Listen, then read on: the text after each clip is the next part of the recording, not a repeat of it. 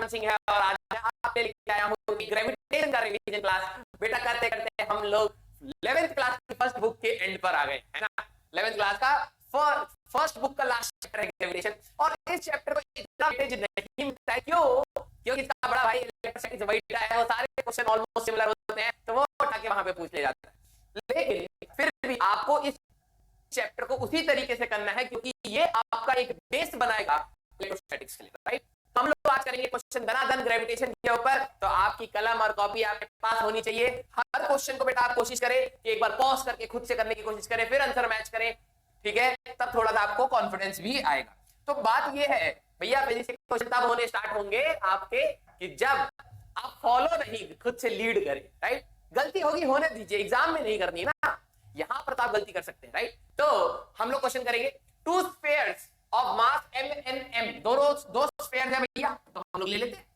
हमारे पास एक मास m है, एक मास m है, ठीक है, in air and the gravitation force between them is F, ठीक है। इन दोनों, ये दोनों एक्शन रिएक्शन फोर्स लगाएंगे, तो F और F इन दोनों के बीच का फोर्स है। The space around the mass is now filled with the liquid of specific gravity rho, हमें दे रखा है 3। तो इन्होंने क्या कहा?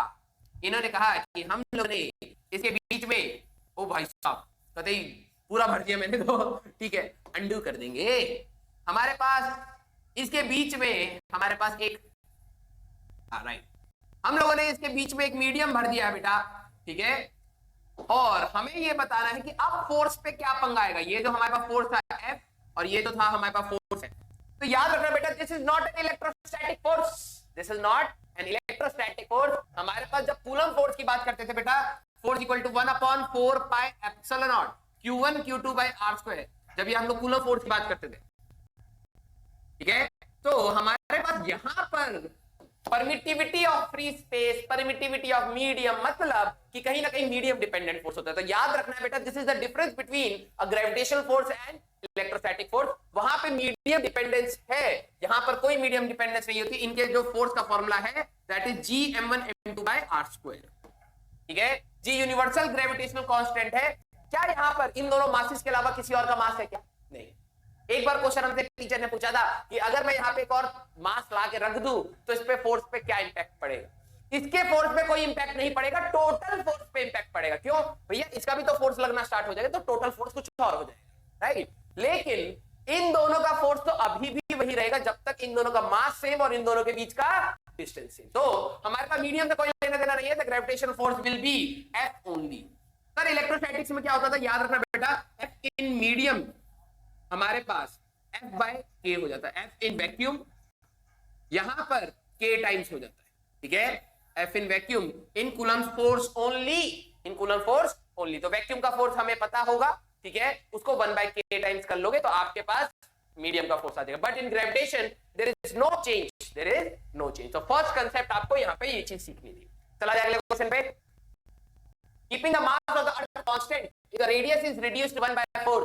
ये हम लोगों ने कहीं ना कहीं इस टाइप का क्वेश्चन पहले भी करा है, लेकिन फिर भी कई बार पूछा गया है। मान लो कि हमारे पास अर्थ है, इसका मास m है, मास कांस्टेंट रख रहे हैं। इन्होंने कहा हमें पता है कि अर्थ हमारे पास अपने एक्सिस के अबाउट चक्कर काटती है, and that omega is equal to 2π/t। एक चक्कर वो 24 घंटे में काट लेती है ना धरती माता हमारी। अच्छा, if the radius is reduced to 1/4 of its present value, ठीक है, हमारे पास रेडियस का पहले मान लो इसका रेडियस r है, अब इसका रेडियस r/4 हो गया, श्रिंक कर गया है, ये श्रिंक, ठंड लग गई धरती माता को। कीपिंग द मास कांस्टेंट, ठीक है, मास हम लोग अभी भी मान रहे हैं कि इसका m ही है, बस रेडियस पे इंपैक्ट आया, ठीक है। तो हमारे पास क्या होगा? Then the period of revolution of the earth about its own axis and passing through the centre in house S E नहीं होगा, ठीक है, माफी हम लोगों ने नहीं करा, ठीक है, पता नहीं क्या लिखा है कौन सी भाषा हमें नहीं पता, लेकिन ठीक है। इन अर्थ इज अज्यूम दैट हमारे पास अर्थ का 24 घंटा है, वो तो हमें पता ही है, ठीक है। तो बेसिकली होने क्या वाला है कि जब भी श्रिंक करेगा बेटा, मैंने कहा था जितने भी ये पार्टिकल्स होंगे यहाँ पे, छोटे छोटे पार्टिकल्स, सब पे टुवर्ड्स द सेंटर फोर्स लगेगा, है ना। तो हमारे पास टॉर्क एक्सटर्नल, अरे ये कहां से आ रहा है? टॉर्क एक्सटर्नल, ठीक है, विल बी 0। अगर टॉर्क एक्सटर्नल 0 है तो भैया एंगुलर मोमेंटम कंजर्व्ड रहेगा, है ना। तो पहले का था I1 omega 1 equal to I2 omega 2, तो ये हो जाएगा बेटा 2/5 मास रेडियस का स्क्वायर इंटू 2π/t। पहले वाला 24 घंटा, ठीक है, इक्वल टू हमारे पास 2/5, स्फीयर का स्फीयर ही रहेगा हमारे पास m, ठीक है, 2/5 m, नया रेडियस हो जाएगा r स्क्वायर, 1/4 हो रहा है 16, ठीक है, ये आएगा ना 1/4 ऑफ इट्स इनिशियल वैल्यू, ठीक है, तो 1/16 इंटू 2π/t2, ये आ गया, ठीक है, तो काटा जाए भैया, काटा पीटी करी जाए, तो 2/5 mr स्क्वायर, 2/5 mr स्क्वायर, 2π, तो 1/t1 is equal to 16t2, ठीक है, t2 जो नया टाइम पीरियड है दैट इज t1/16, तो 24/16 ये आ जाएगा हमारे पास, ठीक है, तो अगर हम लोग यहां पर ध्यान से देखें तो हमारे पास 1.5 टाइम्स के आसपास आ जाएगा, ठीक है, क्योंकि इसमें 8 और जोड़ोगे तो 24 बन जाएगा, तो 1.5 hours that will be the answer. कोई पंगा? सिंपल। तो this concept is the conservation of angular momentum. कभी भी अर्थ श्रिंक करेगी बेटा, कभी भी अर्थ श्रिंक करेगी तो सारा का सारा फोर्स टुवर्ड्स द सेंटर है, तो टॉर्क नहीं लगेगा, टॉर्क नहीं लगेगा तो इनिशियल एंगुलर मोमेंटम को आप फाइनल एंगुलर मोमेंटम से जोड़ सकते हैं, मतलब इक्वेट कर सकते हैं। तो ये हो गया हमारे पास सेकंड क्वेश्चन। चला जाए अगले क्वेश्चन पे, ठीक है। The height eight which the weight of the body reduces 1/16 of its weight on the surface. मतलब हमें पता है कि अर्थ के सरफेस से जब आप ऊपर जाते हो, ठीक है, विद हाइट, तो gravity, acceleration due to gravity decreases, आया ना। क्या फॉर्मूला होता था? G prime is equal to G into R upon R plus H का होल स्क्वायर। याद रखना बेटा, हमेशा पहले ये वाला फॉर्मूला लगाते हैं, ठीक है। अनटिल अनलेस हाइट बहुत ज्यादा है तभी वो 2h/r वाला फॉर्मूला लगेगा, ठीक है। तो हम लोग यहाँ पे ये बात करें तो उन्होंने कहा नई ग्रेविटी 1/16 हो गई है, तो 1/16 या ऐसे लिख लो G/16 हो गई होगी equal to G on surface into R upon R plus H का होल स्क्वायर। जी से जी उड़ा दो, स्क्वायर रूट लोगे तो 1/4 equal to R upon R plus H, cross multiply कर लो बेटा, R plus H equal to 4R, ठीक है, H इक्वल टू 3R और H आ तो गया, H ही तो चाहिए था, है ना, हमें हाइट एट विच, तो 3R that will be the answer. ये आ गया हमारे पास आंसर। तो इस क्वेश्चन का अगर मैं समरी करूं बेटा, तो हमारे पास ये क्वेश्चन हाइट के साथ वेरी कर रहा है। ध्यान रखना, हाइट के लिए हमारे पास अप्रोक्सीमेशन वाला फॉर्मूला होता था 1 - 2h/r, ठीक है। तो हम लोग वो तब वैलिड होता था जब हाइट बहुत ज्यादा होती थी, बहुत ज्यादा होती थी, ठीक है। लेकिन 3 गुना, 4 गुना, 5 गुना, 10 गुना रेडियस ऑफ अर्थ, ज्यादा नहीं, तो हमारे पास ये वाला फॉर्मूला यूज होगा। एक हमारे पास होता था gravity eight depth, that is G into 1 - h/r। याद रखना, this formula is valid for all depths, valid for all depth. इसमें आपको कोई लोड नहीं लेना। अगर डेप्थ में होता तो चुपचाप हम लोग यही लगा देंगे, ठीक है, तब कोई लोड नहीं लेना, ये हर डेप्थ के लिए वैलिड होता है। चला जाए अगले क्वेश्चन पे। The density of the newly discovered planet. हम लोगों ने कुछ नया खोजा, हमें एक नया प्लैनेट मिला, ठीक है, discovered is twice that of earth. मान लो कि हमारे पास अर्थ ये है, इसका हमारे पास डेंसिटी रो है, तो इसका डेंसिटी 2 रो है। न्यू प्लैनेट, न्यू प्लैनेट, इंसानों को खुजली मची पड़ी है, धरती तो पूरी हालत खराब कर दी हम लोगों ने, पॉल्यूशन कर दिया, मिनरल्स खत्म कर दिए, इकोसिस्टम डिस्टर्ब कर दिया, अब हमें चाहिए नया प्लेनेट, ठीक है, सबसे मीन स्पीशीज है।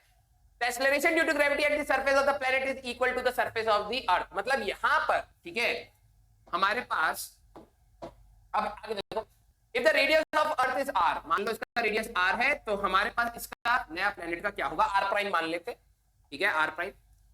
तो लॉजिकली हमें पता है ग्रेविटी एट द सरफेस होता था Gm/r², where G is universal gravitational constant, है ना, यूनिवर्स के लिए है, तो भैया इस प्लेनेट के लिए भी होगा।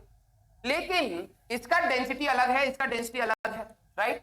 तो और रेडियस भी अलग कह रहा है, तो वॉल्यूम भी अलग होगा, तो मास हमारे पास अलग अलग हो सकता है। तो हम लोग पहले तो क्योंकि डेंसिटी के टर्म में है, तो अगर मैं डेंसिटी को देखूं तो बेटा मास अपॉन 4/3 πr³, राइट। तो अगर हम लोग देखें तो ग्रेविटी एट सरफेस का फॉर्मूला बन जाएगा, मास को हम लोग रख सकते हैं density into 4/3 πr³ upon r², तो ये होता है बेटा G rho 4π/3r, small g, acceleration due to gravity. तो अगर मैं ध्यान से देखूं बेटा, ग्रेविटी जो है directly proportional to rho into r है, डेंसिटी और रेडियस के। तो क्योंकि इन दोनों का सरफेस पे ग्रेविटी सेम है, तो मैं यहां पे लिख सकता हूं 2 rho into r prime equal to rho into r होगा, है ना। और हमारे पास रो से रो चला गया बेटा, नया रेडियस इज r/2, ये आ जाएगा हमारे पास, that will be the answer. तो इस क्वेश्चन का आपको कंसेप्ट समराइज करना है कि acceleration due to gravity, mass of the planet gm/r² पे, अगर मैं ये मान लो पेन, ठीक है, इसके मास से कोई लेना देना नहीं है, ग्रेविटी अर्थ डिसाइड करेगी तो उसका मास होना चाहिए, तो gm of the planet upon radius का स्क्वायर, ठीक है, क्योंकि यहाँ पे डेंसिटी और रेडियस दोनों का वेरिएशन है, तो हम लोगों ने डेंसिटी और रेडियस के टर्म लेके आए सारी चीजें, ठीक है, फिर हम लोगों ने रिलेट कर लिया, क्योंकि उन्होंने कहा कि इन दोनों के सरफेस पे gravity, acceleration due to gravity same है, इक्वेट करके आंसर निकाल लिया, ठीक है। तो दिस इज द समरी। चला जाए अगले क्वेश्चन पे। A particle is fired with a speed of 20 km/h, बहुत तेजी से फेंक दिया है गुस्से में, the speed with which it will move in interstellar space। Movie देखी है इंटरस्टेलर? नहीं देखी होगी, पक्का नहीं देखी होगी, क्योंकि फिजिक्स से रिलेटेड है। मेडिकल वाले बच्चे को क्या करना उससे ना भाई, बहुत खतरनाक मूवी है, देखना, उसमें टाइम डायलेशन सिखाया है, टाइम डायलेशन दिखाया है, सिखाया क्या है, सीखेंगे तो हम तब भी नहीं हम देख के मजे लेंगे, बाप बुढ़ा बन गया, वो बाप जवान रह गया बट बच्ची बुढ़ी बन गई मान लो कि हमारे पास एक धरती है, ठीक है, अर्थ की एस्केप वेलोसिटी 11.2 km/h है। देखो, एस्केप वेलोसिटी वो वेलोसिटी होती थी कि अगर मैं इस वेलोसिटी से किसी पार्टिकल को फेंकूंगा तो धरती से दूर ही चला जाएगा, है ना, और इंफिनिटी पर जाके रुक जाएगा। Means this is the minimum velocity, this is the minimum velocity with which when a particle is projected it goes out from the potential region, मतलब इसका जो भी जहां तक पोटेंशियल रीजन है उससे जस्ट बाहर पहुंचा सकते, वापस ना, ठीक है, it can escape out the gravitational field of a planet, that is called escape velocity. तो हमने तो भैया उससे ज्यादा से फेंक दिया, ठीक है।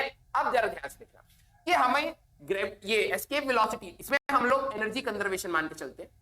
व्हेन बॉडी इज प्रोजेक्टेड, क्योंकि कई बार यूज करना होगा तो मैं बता रहा हूं कैसा है, when body is projected for escape, ठीक है, फॉर एस्केप, अगर हमें एस्केप करना है तो अर्थ पर अगर कोई भी बॉडी है बेटा यहां पर, ठीक है, तो इसके पास पोटेंशियल एनर्जी, इसका मास कैपिटल एम, इसका स्मॉल एम, ये रेडियस आर, तो जहां पे पोटेंशियल एनर्जी है -gmm/r, इसके पास पहले से ही एनर्जी है negative, negative means bounded state, earth के साथ बंधा हुआ है, तो हमने कुछ एनर्जी दे दी इसको, मान लो -gmm/r, हमने कुछ एनर्जी दे दी, काइनेटिक के फॉर्म में फेंक दिया उसके ऊपर, ठीक है।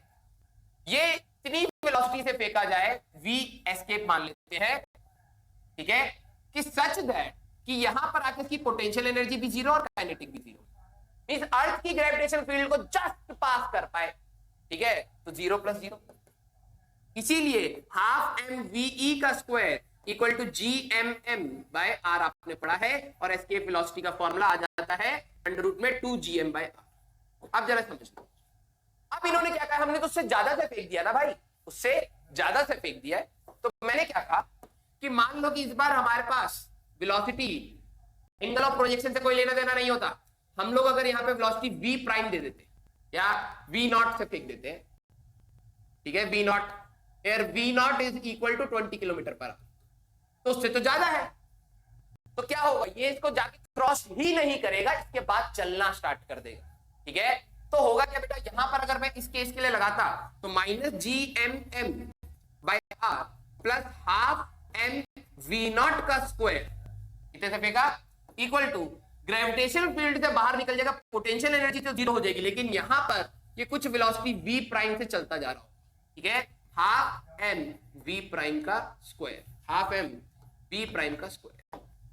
ये इक्वेशन बनता, ठीक है।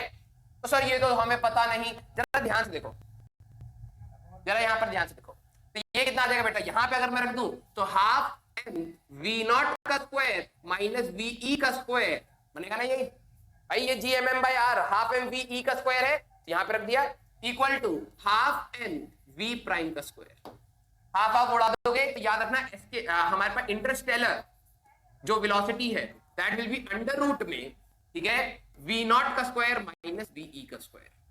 आपके पास दोनों वैल्यूज है, v0 हमारे पास 20 दे रखा है, और ये आपको याद होनी चाहिए 11.2, वैल्यू डालोगे you will get the answer, simple, ठीक है। तो इसको आप जरूर करिएगा। तो ओवरऑल मैं इसको समराइज कर रहा हूं बेटा, this is on the concept of velocity of a particle when projected with more than escape velocity, तो वो इंटरस्टेलर स्पेस में कितनी वेलोसिटी से जाएगा।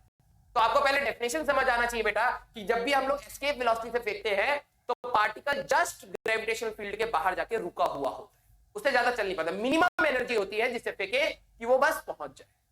तो अगर मैं उससे ज्यादा से फेंकूंगा तो भाई इससे नो डाउट उसके यहां तक आ जाते कुछ एनर्जी तो डिसिपेट हो गई, लेकिन कुछ तो बची होगी, ठीक है, उससे वो आगे चलना स्टार्ट होता है। तो वो वेलोसिटी होती है इंटरस्टेलर स्पेस वेलोसिटी। तो उसका फॉर्मूला ये जिससे हम लोगों ने प्रोजेक्ट किया है, दिस इज प्रोजेक्टेड, ठीक है, this is Interstellar and this is escape velocity, जो आपको अर्थ के केस में याद रखनी है, ठीक है। चला जाए बेटा अगले क्वेश्चन पे, इसको आप प्लीज ट्राई करिएगा। Energy required to move a satellite of mass m from an orbit of radius 2r to 3r। मतलब हमारे पास पता है कि अगर मान लो प्लेनेट है जिसका मास m है, भाई सर्कल परफेक्ट होता जा रहा है हमारे भाई का, हाँ, सैटेलाइट मान लो हमारे पास पहले 2r रेडियस पे थी, अब हमें सैटेलाइट को भेजना है नए रेडियस पे 3r पे, तो हमें कितनी एनर्जी देनी होगी, energy required to move a satellite.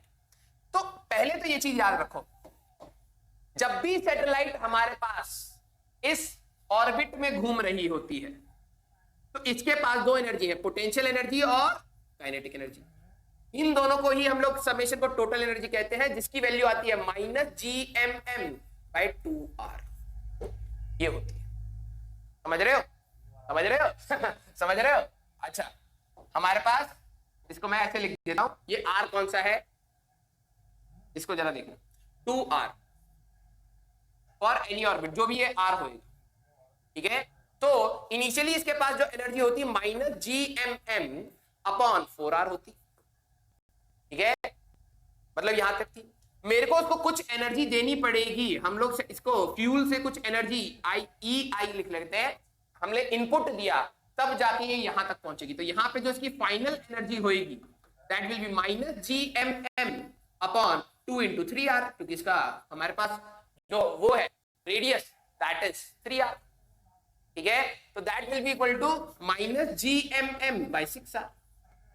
तो भैया जब हम लोग इन सब चीजों की बात कर रहे होते हैं तो फ्रिक्शन कुछ नहीं, एयर ड्रैग कुछ नहीं, विस्कोसिटी कुछ नहीं, एनर्जी कंजर्वेशन लग गया, है ना।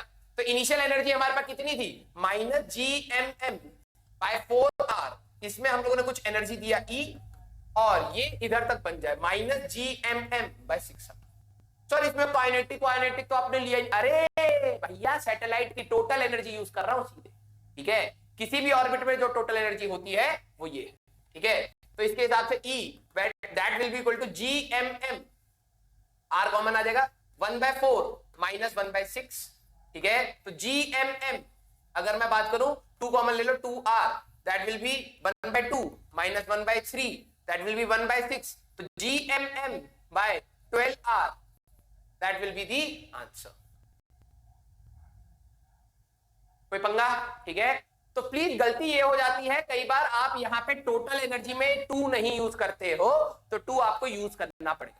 तो इसको मैं अगर समराइज करूं बेटा, तो एक सैटेलाइट की जो काइनेटिक एनर्जी होती है दैट इज gmm/2r, जो पोटेंशियल एनर्जी होती है दैट इज -gmm/r, और अगर मैं टोटल एनर्जी की बात करूं तो -gmm/2r ये होती है। तो यहां से यहां ले जाना है तो एनर्जी का चेंज है, तो कुछ तो देना पड़ेगा हमें, तभी तो जा पाएगा ना भैया। आप रॉकेट को energy as the form of a fuel देते हो जिसको वो बर्न करता है, तभी तो वो हाइट पकड़ पाता है। तो अगर इसको और ऑल्टीट्यूड पे जाना है तो इनपुट एनर्जी देनी पड़ेगी ना, that will be the difference of energy. तो बस वहां से आगे हमारा कांसेप्ट, ठीक है। तो हमारे पास ये कंजर्वेशन ऑफ एनर्जी का बेस क्वेश्चन। चला जाए अगले क्वेश्चन पे। A body is projected vertically upward from the surface of a planet of radius r with a velocity half of escape velocity। मतलब एक प्लेनेट है, ठीक है, हम लोगों ने यहां पे जो एस्केप वेलोसिटी जो v प्रोजेक्टेड है that is ve/2, escape velocity की आधी मींस हाफ ऑफ √में 2gm/r। ये जो एस्केप वेलोसिटी निकाला था ये हम लोगों ने प्रोजेक्ट किया। द मैक्सिमम हाइट अटेन, हमें ये सारे टाइप के क्वेश्चन बहुत आते हैं कि ये कितनी हाइट और अटेन करेगा। तो भाई जब मैक्सिमम हाइट होगी तो वहां पे काइनेटिक एनर्जी कितनी हो चुकी होगी, बोले बोले बोले बोले, अरे बोल के दिखा दो मेरे को, मान जाऊंगा। हमारे पास जब तुम यहां से फेंकोगे बेटा तो उस समय की जो मैक्सिमम हाइट पे हमारे पास वेलोसिटी 0 होगी, जाएगा और नीचे आ जाएगा, राइट। तो ये तो हमारे पास रेडियस r था। एनर्जी कंजर्वेशन भाई, इनिशियल एनर्जी की अगर मैं बात करूं must be equal to final energy, initial energy यहां पर, इसके बाद एक पोटेंशियल था minus G M M by R plus half M V prime का स्क्वायर, है ना, हमने दिया वो, इक्वल टू टॉप पॉइंट पे अगर मैं बात करूं तो minus G M M by R plus H, kinetic zero, ये तो आएगा, ठीक है। तो हमारे पास अगर मैं यहाँ पे वैल्यू डाल दूं तो minus G M M by R plus half of M of, इसका स्क्वायर करोगे बेटा 1/4 to G M by R equal to minus G M M by R plus H, यही आता, 2 से 2 उड़ा दिया, ठीक है, और जीएम इसको रंग बिरंगा करके पीटेंगे माइनस जी एम एम, ये हमारे पास इसको उड़ा दिया, तो बचा क्या यहां से -1/r, ठीक है, और यहां पे बचा +1/4r, ठीक है, equal to -1/r plus H, ये बना, ठीक है। तो अगर मैं इसमें से 1/r कॉमन ले लूं तो this will be 1/4 minus 1 equal to हमारे पास -1/r प्लस एच, ठीक है। तो this will be -3/4, minus minus हट जाएगा, तो 3/4r equal to 1/r plus H, cross multiply, तो 3r plus 3h equal to 4r, ठीक है, उस साइड जाएगा 3h इक्वल टू r, हमें हाइट चाहिए थी r/3, that will be the answer, तो r/3 that will be the answer, ठीक है। तो यहां पर हमारे पास कंसेप्ट वही है, तो दो पार्टिकल्स के बीच की जो पोटेंशियल एनर्जी होती है that is minus G M M by R, तो हम लोगों ने वही चीज यूज करी है और एनर्जी कंजर्वेशन ओवरऑल यूज कर लिया। तो आई होप आपको ये कंसेप्ट क्लियर होगा। चला जाए अगले क्वेश्चन पे। An artificial satellite moving in a circular orbit around the earth has a total kinetic plus potential energy E naught। अब देखो यार, हमारे को क्या बोल दिया भाई, साफ कर लेते अच्छे से, हाँ कंसेप्ट समझ लेना भाई। हमारे पास जो ये अर्थ है, ठीक है, इसमें हमारे पास कोई भी सैटेलाइट अगर हमारे पास घूम रही होती है, ठीक है, इस टाइप से, मान लो इसका रेडियस स्मॉल r है, वेलोसिटी v है, तो इस सैटेलाइट के पास दो एनर्जी होगी, kinetic energy that will be equal to half M V square और potential energy that is equal to minus G M M by small, ठीक है। इन दोनों के बीच का जो ग्रेविटेशनल फोर्स ऑफ अट्रैक्शन है, इसका मास m है, इसका मास कैपिटल M है, तो इन दोनों के बीच का ग्रेविटेशनल फोर्स ऑफ अट्रैक्शन ही तो सेंट्रीपिटल बनता है। तो कहीं मैं लिख सकता हूं G M M by small r square equal to M V square by, आया ना, कट गया, तो G M M by r equal to M V square, kinetic energy निकालने के लिए हाथ से कर दो भैया, तो basically this is G M M by 2r, मैं यही तो बोल रहा था, ठीक है। अगर मैं इन दोनों को टोटल एनर्जी निकालूं तो मतलब उस सैटेलाइट की जो टोटल एनर्जी आएगी that will be the summation of this, तो G M M by 2r minus G M M by r, solve करोगे minus G M M by 2r।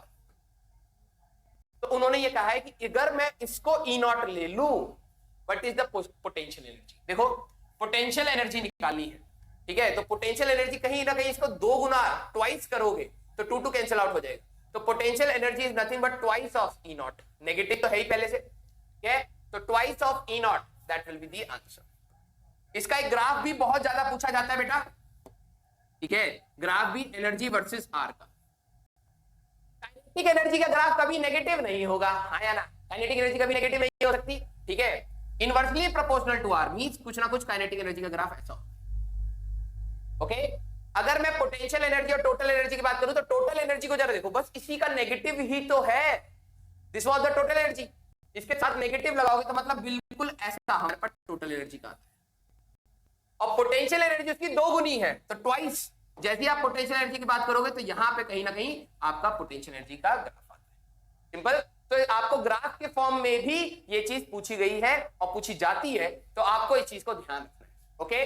तो कईयों को ये चीज याद नहीं रहती, तो बेटा बेसिक कंसेप्ट से भी जाओगे तो 2-3 लाइन में आप उसको अप्रोच कर लोगे, you don't have to remember each and every formula, क्योंकि आप ऑलरेडी केमिस्ट्री में, इनऑर्गेनिक में बहुत पढ़ोगे, ऑर्गेनिक में बहुत याद चीजें करनी है, और दूसरे सब्जेक्ट्स में भी है, बायो में भी आपके पास बहुत सारी चीजें याद करनी है, फिजिक्स में आप जितना कम से कम याद करके कंसेप्ट सीख लोगे तो आई डोंट थिंक कि आपको बहुत ज्यादा स्टेप, कुछ जगह तो यार यहाँ पे भी याद करोगे तो फायदा है, क्योंकि कई जगह पे बहुत बड़े बड़े डेरिवेशन के बाद रिजल्ट आए थे, राइट, लेकिन यहाँ पे छोटी छोटी चीजें हैं, अगर आप उसको ना ही याद करो डायरेक्टली, ठीक है, तो 1-2 लाइन में आ सकता है, आप वो लोड एटलीस्ट वहां पे रखोगे, क्योंकि पता है क्या होता है, जब आप एग्जाम से जाने से पहले होते हो तो आपको पैनिक ये होता है कि यार आप चीजें भूल रहे हो, क्योंकि आपने याद बहुत चीजें कर ली ना, और वो आपका कहीं ना कहीं कॉन्फिडेंस डाउन करता है, ठीक है। तो इसलिए बोला जाता है फिजिक्स जहां समझने की चीज है वहां समझ लो, ठीक है। और फिजिक्स में भी ऐसा नहीं है कि हर चीज आप समझ के कर लोगे तो आपका समय बच जाएगा, नहीं, this is the game of a time, बोला है ना किसी ने, बहुत बड़े लोग ने बोला है कि नीट टाइम का हमारे पास गेम होता है। तो टाइम की अगर मैं बात करूं तो बड़ी चीजों को आप डेफिनेटली याद कर लो फिजिक्स में भी, ठीक है।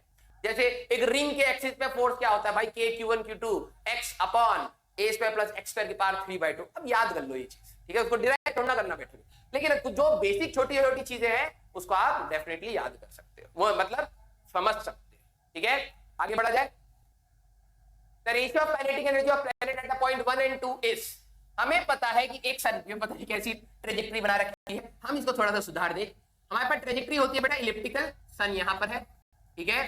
और अगर हम लोग प्लेनेट की बात करें तो प्लेनेट का मास यहाँ पे यम, और यहाँ पर हमारा प्लेनेट का मास भाई और बहनों यम, ठीक है। इधर वेलोसिटी ज्यादा होती है, इधर वेलोसिटी ज्यादा होती है, सोचो इस वाली वेलोसिटी v1 की बात करूं ये ज्यादा होता है या v2 की बात करें ये ज्यादा होता है। सन के पास प्लेनेट पहुंचता है वहां पर हमारे पास वेलोसिटी ज्यादा। इन दोनों के बीच का जो भी force of interaction that is gravitational force, हाँ या ना, ये ग्रेविटेशनल फोर्स के आपस में ही तो चक्कर काट रहे हैं, gravitational force. And this gravitational force is the central force, this gravitational force is the central force, means torque नहीं लगेगा, टॉर्क विल बी जीरो, और टॉर्क जीरो है तो initial angular momentum must be equal to final angular momentum. क्या formula होता था, mvr या I omega, कोई सा भी। तो हमारे पास अगर मैं इसके अबाउट लिखूं बेटा, इनिशियल मान लो इसकी वेलोसिटी यहां पर हम लोग मान लेते हैं v1 और यहां पर मान लेते हैं v2, ठीक है। तो यहां पे होता हमारे पास v1 r1 equal to mv2 r2, यही तो होता एंगुलर मोमेंटम कंजर्वेशन। तो ये हमारे पास चला गया। उन्होंने पूछा क्या, रेशियो ऑफ काइनेटिक एनर्जी, तो यहां पर हमें काइनेटिक एनर्जी की बात करें तो हाफ m1 v1 का square by half m2 v2 का स्क्वायर पूछ रहा है, ठीक है। ये तोड़ गया, मतलब kinetic energy of 1 by kinetic energy of 2, right. This is v1 by v2 का होल स्क्वायर, हाँ या ना भाई और बहनों, राइट। तो भैया ये आता रहा है ऊपर से, देखो तो v1 बाय v2 है कितना।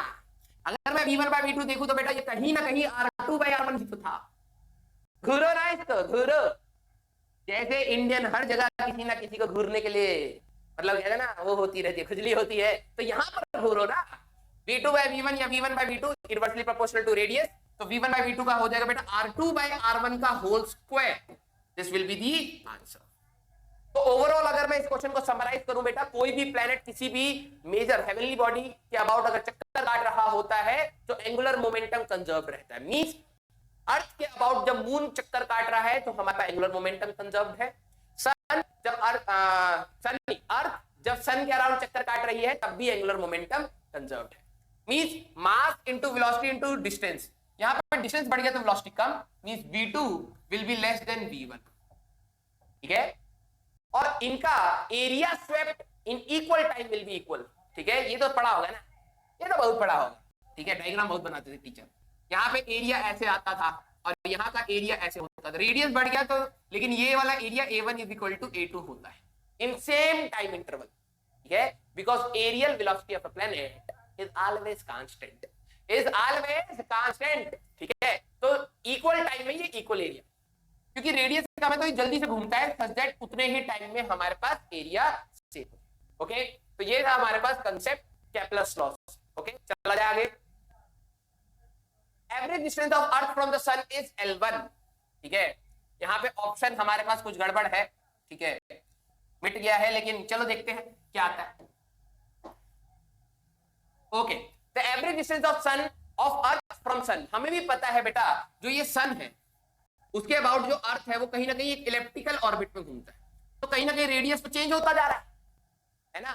जो पास वाला पॉइंट होता है इसको कहते हैं पेरिलियन, पेरिलियन याद करना, पास वाला पेरी और दूर वाला एपेलियन, एपिलियन, ठीक है। तो दो पॉइंट होते हैं पेरिलियन और एपिलियन, पेरिलियन पास वाला, एपिलियन दूर वाला, ओके। तो इसका रेडियस चेंज हो रहा है तो उनका एवरेज डिस्टेंस हमारे पास अर्थ का L1 है, ठीक है। If 1 year of the earth is D days, हमें तो पता 365 है, लेकिन फिर भी d days, ठीक है। 1 year of another planet whose average distance of the sun is L2। हमें पता है t square is directly proportional to r cube, और ये r क्या था? r क्या था भैया? सोचो, radius of the sun, radius of the earth, mean radius of the revolution, mean. Sir radius तो चेंज हो रहा है, राइट। यहां पर r होता है हमारे पास मीन रेडियस, हमेशा मीन रेडियस, तो वही तो दे रखा है भाई, है ना।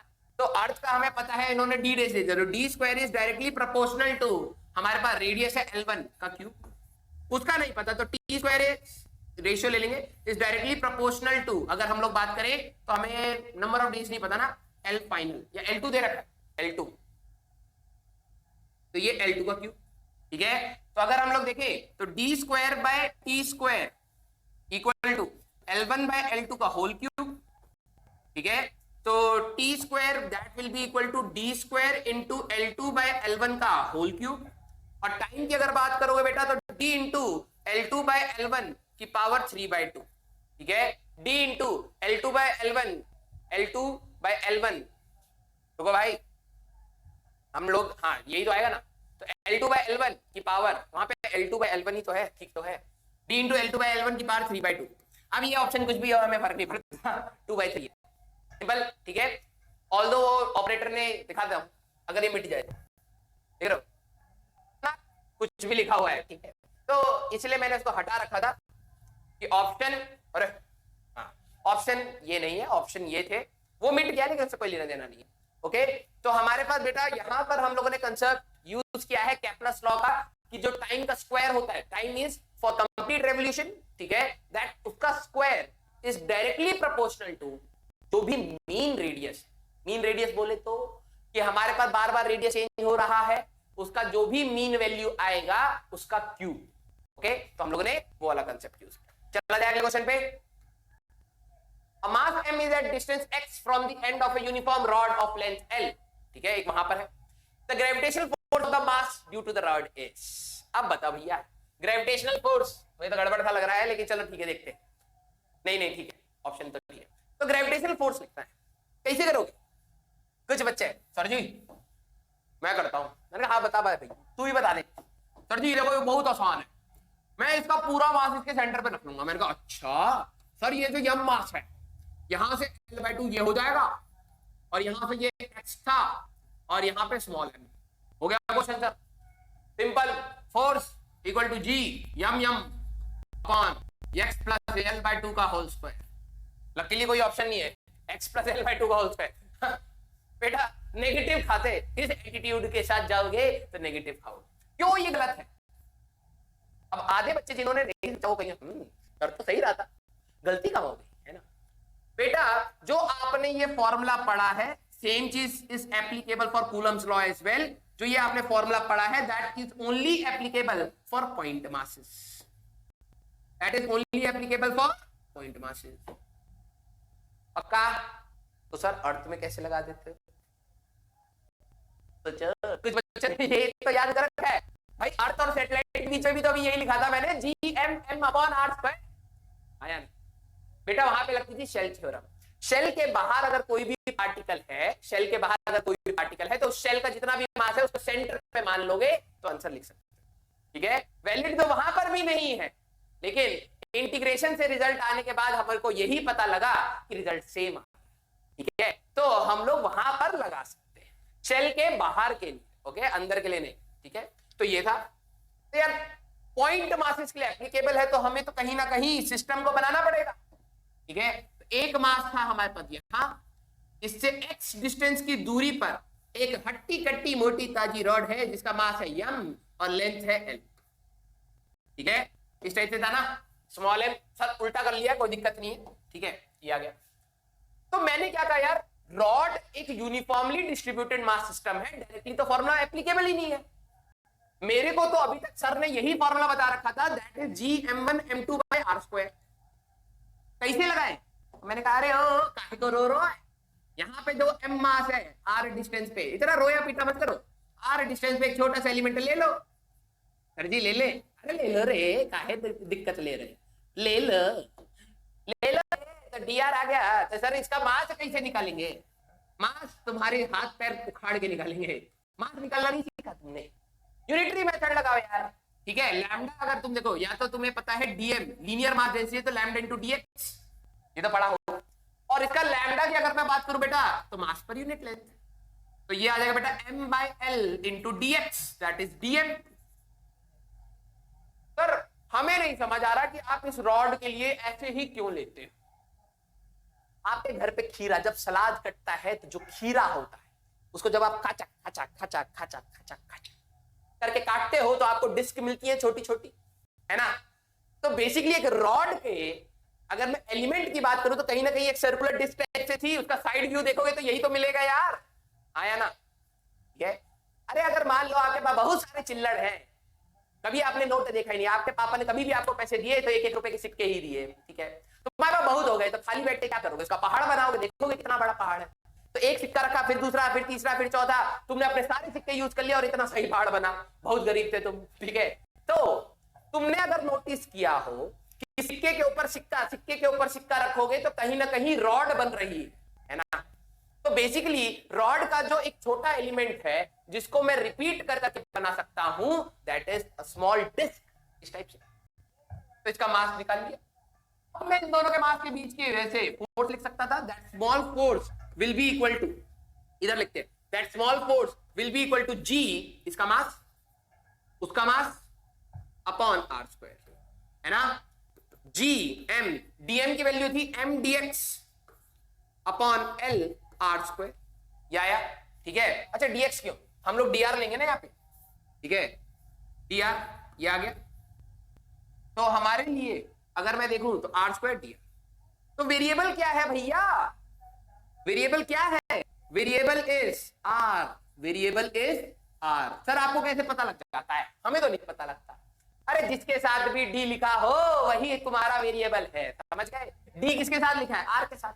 आर था क्या, डिस्टेंस, तो कहां से कहां चेंज करोगे, सोचो कहां से कहां चेंज करोगे, यही सिस्टम बन जाए। सर इस एलिमेंट को सबसे पहले आप यहां रखो, देखा बहुत सही, जिसने भी तुम्हें सिखाया बहुत तेज था। तो आर की वैल्यू की बात करें तो एक्स, ठीक है। तो सबसे पहला एलिमेंट हमारे पास, टोटल फोर्स निकालने के लिए इसको इंटीग्रेट करना पड़ेगा, जी एम एम एल और D R by R square. तो आर की वैल्यू एक्स से स्टार्ट करते करते सर एलिमेंट धरते जाओ धरते जाओ धरते जाओ, और आखिरी धरोगे जो वो यहां पे धरोगे। हाँ जी बोला सही बाड़ी ना। आर की वैल्यू कितना हो जाएगा, एक्स प्लस एल, ठीक है। आर की वैल्यू एक्स प्लस एल, तो कितना आ जाएगा भाई, एक्स से लेके एक्स प्लस एल तक। तो टोटल फोर्स की बात करें बेटा तो कांस्टेंट निकाल लो, G M M by L, 1 by R square का इंटीग्रेशन इंटीग्रेशन करना प्लीज, डिफरेंशिएशन नहीं करके देखोगे -1 बाय आर आएगा। आधे बच्चों का मुंह यही बन गया होगा, है कैसे कैसे, जिंदगी निकल गई भैया इंटीग्रेशन करते करते, बुढ़ापा आ जाएगा, ठीक है। लड़कियों की भी दाढ़ी निकल जाएगी लेकिन इंटीग्रेशन नहीं आएगा तुम्हें। फॉर्मूला लगा दो यार, क्या पंगा ले रहे, आर की पावर -2, ठीक है, इंटीग्रेशन करोगे 1 बाय आर, कितना आ जाएगा, G M M by L, ठीक है। Upper limit minus lower limit होना लेकिन माइनस है, तो 1 by X minus 1 by X plus L, LCM लोगे तो ये हमारे पास आ जाएगा G M M X into X plus L, ठीक है। तो this is the force, this is the force between a rod and a point mass, ठीक है। कौन सा आ रहा भाई, जो सा भी आ रहा है, G M M upon X into X plus L, that is the answer, ठीक है। इस टाइप का क्वेश्चन आया हुआ है पोटेंशियल, पोटेंशियल, ठीक है। तो आपको इसी तरीके से अप्रोच करना है। जो पूछा हुआ था उसमें ये दोनों डिस्टेंस एल और एल है, ठीक है, वहां पे नेचुरल लॉग में आंसर आता है, ठीक है। तो आपको अप्रोच यही करना है। इसी टाइप का क्वेश्चन एक ले लिया है जहां पे इंटीग्रेशन आएगी, तो इसको मिटा देता, नहीं तो बच्चे कहेंगे ये कहां से आया। तो ये है हमारे पास रिजल्ट। चला जाए अगले क्वेश्चन पे बेटा। If the gravitation force had varied r की पावर 5/2, वो कह रहे हैं कि जो हमारे पास ग्रेविटेशनल फोर्स है वो 1/r स्क्वायर से नहीं, 1/r स्क्वायर से नहीं, r की पावर 5/2 से वेरी कर रहा है। तो तुम कहोगे सर 1/r स्क्वायर तो समझ नहीं आया, ये कहां से कह है ना। अरे सिंपल है रे, बहुत ही ज्यादा सिंपल है, ध्यान से घूरोगे तो आंसर भी मिल जाएगा।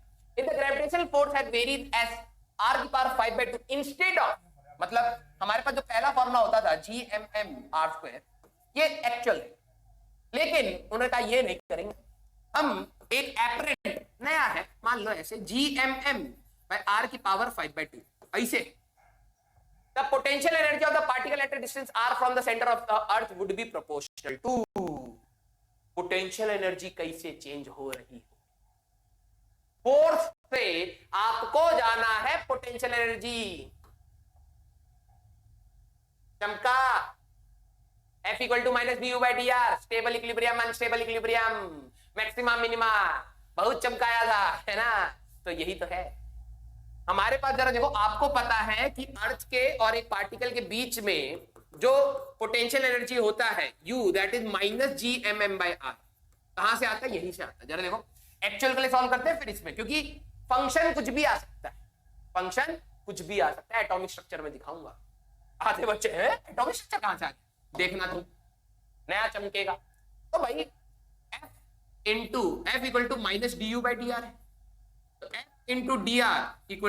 -du है। तो ये अगर मैं यहां पे रखता हूं GMM/r² × dr = -du। वेरिएबल देखो जरा, यहां पे पोटेंशियल एनर्जी, यहां पे r, इंफिनिटी से ले आओ, इंफिनिटी से इंफिनिटी में पोटेंशियल एनर्जी 0 और r पे पोटेंशियल एनर्जी u, हमें तो यही चाहिए। 1/r² का इंटीग्रेशन अभी करके दिखाया था ना, अभी करके दिखाया था रे, तो 1/r है ना। तो ये होता हमारे पास u माइनस में 0, ओके। तो और ये आता इंफिनिटी और r, ठीक है। तो हम लोग अगर यहाँ पे ध्यान से देखें बेटा, तो GMM अपर लिमिट माइनस लोअर लिमिट, तो -1/r माइनस इंफिनिटी हट जाएगा, ठीक है, इक्वल टू -u। कोई पंगा, ठीक है। अब ये आया, अगर हम लोग यहाँ पर ध्यान से देखें बेटा, तो -GMM/r, या फिर हमारे पास u की बात करें तो GMM/r। अभी हम लोग एक और कंसेप्ट सीखने वाले हैं, work done by external force और work done by conservative force, ठीक है। तो ये हम लोग लेके आए हैं तो एक्सटर्नल की वजह से है। तो अगर हम लोग पोटेंशियल एनर्जी कंजर्वेटिव की बात करें बेटा, तो -GMM/r होगा, नेगेटिव साइन का डिफरेंस होता है, ठीक है। ये जो हम लोग लेके आए हैं एक्सटर्नल फोर्स के अगेंस्ट वर्क डन करके, तो हम लोगों ने ये वर्क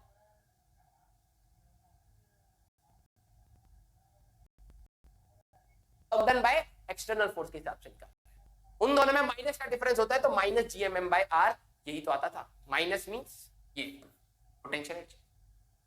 तो इसमें क्या होगा सर, अब ये आप करो, मैं हिंट दे रहा हूं, GMM/r², r⁵/2 dr = -du आएगा।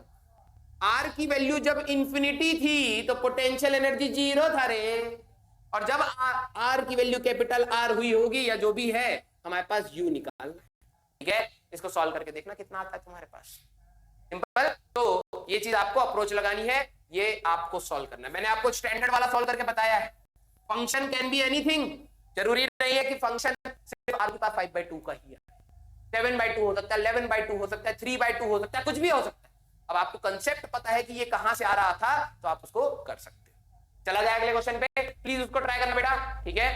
तो सिंपल है हमारे पास, ओके। चला जाए अगले क्वेश्चन पे। Two particle of mass m and m goes around in a circle। मान लो कि हमारे पास दो छोटे छोटे मासेस हैं m और m।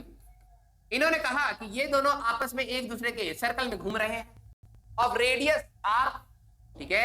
ये जो है हमारे पास that radius is r, under the action of their mutual gravitational attraction the speed of each particle is. ये एक दूसरे, this is also called a binary star system, binary star system, this is also called a binary star system. बहुत simple है यार, ये दोनों एक दूसरे पे, नॉर्मली क्या होता है, तो सन है और अर्थ है, अर्थ सन के अराउंड चक्कर काट रही है ना। क्यों काट रही है, सर्कुलर ऑर्बिट में, सर कभी इलिप्टिकल होता है कभी सर्कुलर होता है, आइडियल कंडीशन सर्कुलर, ठीक है। तो हमारे पास जो भी ग्रेविटेशनल फोर्स ऑफ अट्रैक्शन है वो उसके लिए क्या बिहेव करता है, सेंट्रीपिटल फोर्स, तभी घूम पाती है।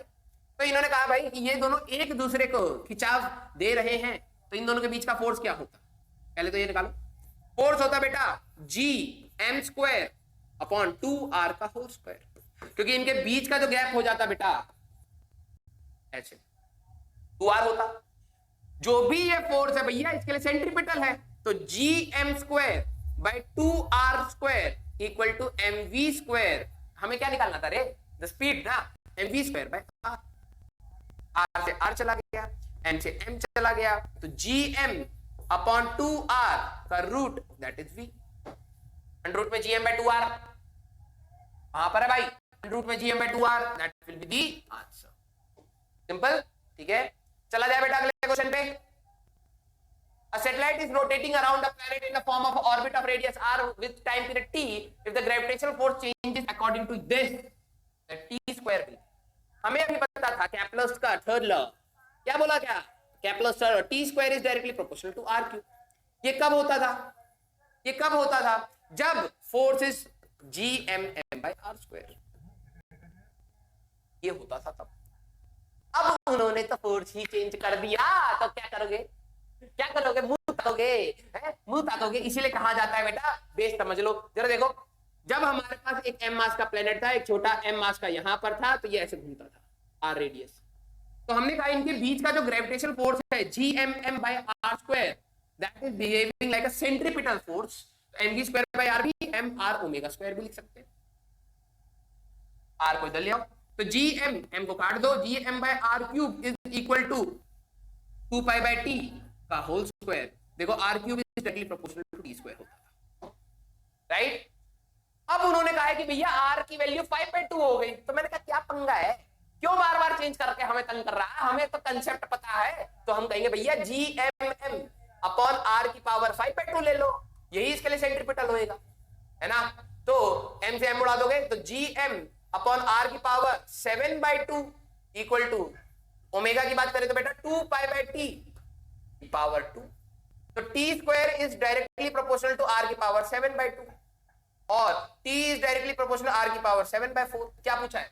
t स्क्वायर पूछा है, तो 7/2 that will be the answer, ठीक है। तो this whole question is based on Kepler's third law, t square is directly proportional to r cube. अब कंडीशन ये याद रखनी है कि कैसे करा था, ठीक है, क्योंकि ये जरूरी नहीं है, हाइपोथेटिकल केस दे दिया जाए तो आपका पूरा सिनेरियो चेंज हो जाएगा, आंसर चेंज हो गया, राइट। तो you should know from where it is coming and then you can drive your own results, okay. तुम साइंटिस्ट बन सकते हो रे, साइंटिस्ट। चला जाए आगे। Oh my God, very heavy question. Option देख के पता लग रहा है बहुत ही कतई हैवी है, ठीक है, ठीक है। चलो कोई नहीं, हैवी होता क्या हुआ, हम पढ़ के आए हैं कंसेप्ट, है ना, सारे बच्चों ने पढ़ रखा है। Two bodies of mass m1 and m2 इसको हटाओ, देखते ही पता लग रहा है ये नहीं होना चाहिए, उताई कर दिया हमने इस पे, ओके। अच्छा, two bodies of mass m1 and m2 इस टाइप से है, एक m1 है और एक m2 है। Are initially at rest, u की वैल्यू 0, u की वैल्यू 0। एट इनफिनाइट डिस्टेंस, बहुत ज्यादा डिस्टेंस है रे, they are then allowed to move towards each other under mutual gravitational attraction। ये एक दूसरे की तरफ भागना स्टार्ट करते हैं under mutual gravitational attraction। their relative velocity of approach at a separation r। ये पास आते आते आते आते जब यहां पे पहुंचे होंगे, इनके बीच का सेपरेशन r है, तो इनकी रिलेटिव वेलोसिटी क्या होगी? मान लो ये v2 है, ये v1 है, तो v1 माइनस v2 वेक्टर के फॉर्म में आपको बताना है। सिंपल है यार, सिंपल है, कतई सिंपल है। कैसे करा जाए? आ जाओ अगली शीट पे आते हैं, क्योंकि यहाँ पे स्पेस नहीं है, पहले समझो। क्वेश्चन में क्या बोला, एक पार्टिकल m1 है, थोड़ा सा इसको प्रोटीन दे दिया जाए, थोड़ा सा मोटा हो जाए। एक पार्टिकल था m1 और एक पार्टिकल था m2, या बहुत दूर थे ना, इनका पास पास क्यों रहे। मान लो एक पार्टिकल था m1 और दूसरा पार्टिकल था m2, they are separated by very large distance, very large distance. तो क्या इनके बीच में पोटेंशियल एनर्जी होगा? इंटरेक्शन ही नहीं है। तो इस केस में अगर मैं इनिशियल एनर्जी की बात करूं, ना ही काइनेटिक है ना ही पोटेंशियल है।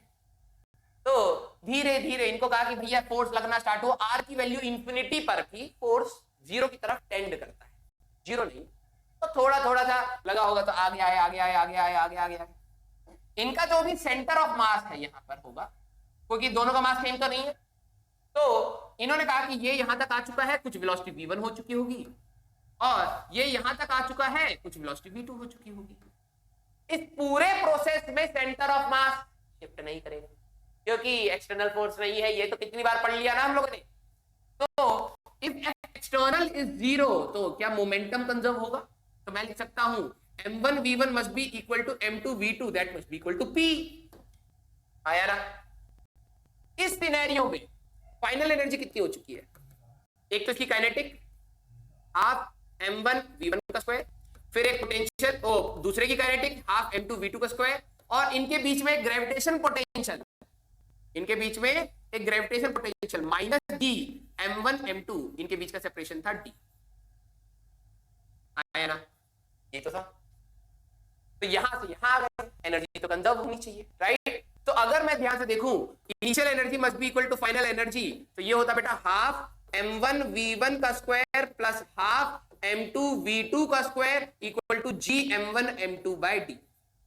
अब दिक्कत यह है, दो इक्वेशन आ गई, एक ये v1 v2 अलग अलग से निकालना पड़ेगा। तो एक और तरीका है, हम लोगों ने बेटा रिड्यूस मास सिस्टम पढ़ा था कि इन दोनों को रिड्यूस मास करें तो एनर्जी, ठीक है, मान लो कि हमारे पास momentum energy equal to p square by 2m है, ठीक है? तो इन दोनों को जब आप सॉल्व करोगे तो मैं ऐसे भी लिख सकता हूं p square bye 2 m1 m2 upon m1 plus m2।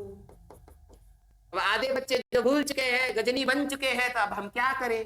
नहीं तो बेटा करना कुछ नहीं है, यहां से v1 निकाल के इधर डालो तो v2 आएगा, ठीक है, और फिर v2 आगे तो v1 आएगा, ऐसे करो। तो p की अगर मैं बात करूं बेटा, यहां से काफी सारे स्टेप समझ जाते हैं। अगर मैं p की बात करूं बेटा तो p square that will B, इसको साइड ले जाओ, तो 2g m1 m2 का square upon d m1 plus m2, कुछ ऐसा बनेगा, है ना? इसको अगर मैं उधर ले जाऊंगा तो स्क्वायर हो जाएगा, अपॉन m1 प्लस m2 2 पर आ गया, राइट?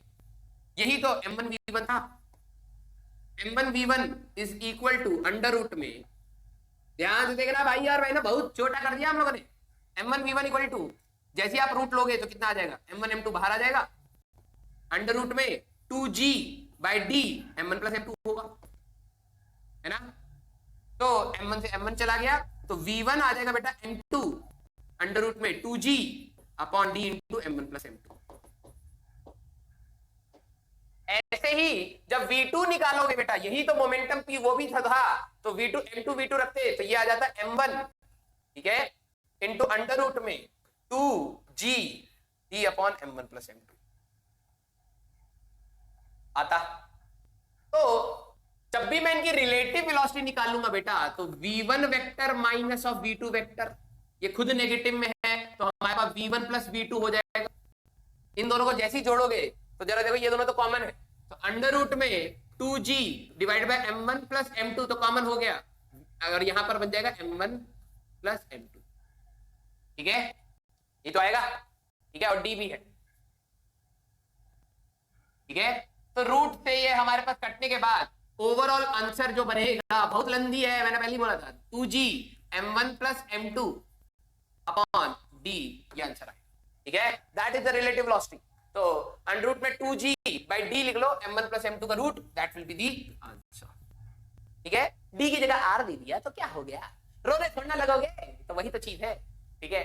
तो आई होप आपको ये चीज समझ आई होगी बहुत मुश्किल है, आई होप फील है, इसलिए हमारे पास ये क्यों मुश्किल है बेटा, मैं आपको एक बार समराइज कर दूं कि बेसिकली जब भी मैं कहा एक्सप्लोजन होता है, दो पार्टिकल्स निकलते हैं, तो उनकी एनर्जी को मैं सीधे p square bye twice p square by 2m होता है दोनों का।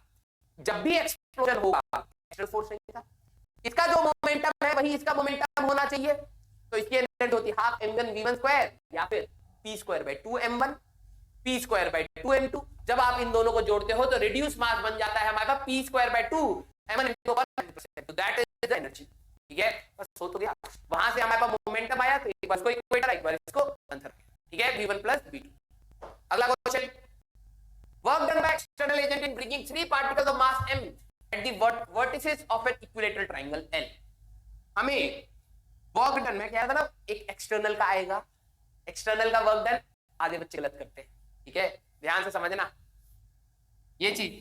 Work done by external is equal to, या दो टाइप के वर्क डन होंगे, कंजर्वेटिव का, ठीक है, that is negative of u final minus u initial, and work done by external कभी भी पूछा जाए तो नेगेटिव नहीं होता, u final minus u initial, ठीक है। वहां पर अगर आप ध्यान देखो तो u final minus u initial हो रहा था, इसलिए मैंने कहा था नेगेटिव ले लेना, ठीक है, तो ये आपको याद रखना है। तो इन्होंने क्या कहा, work done by external agent.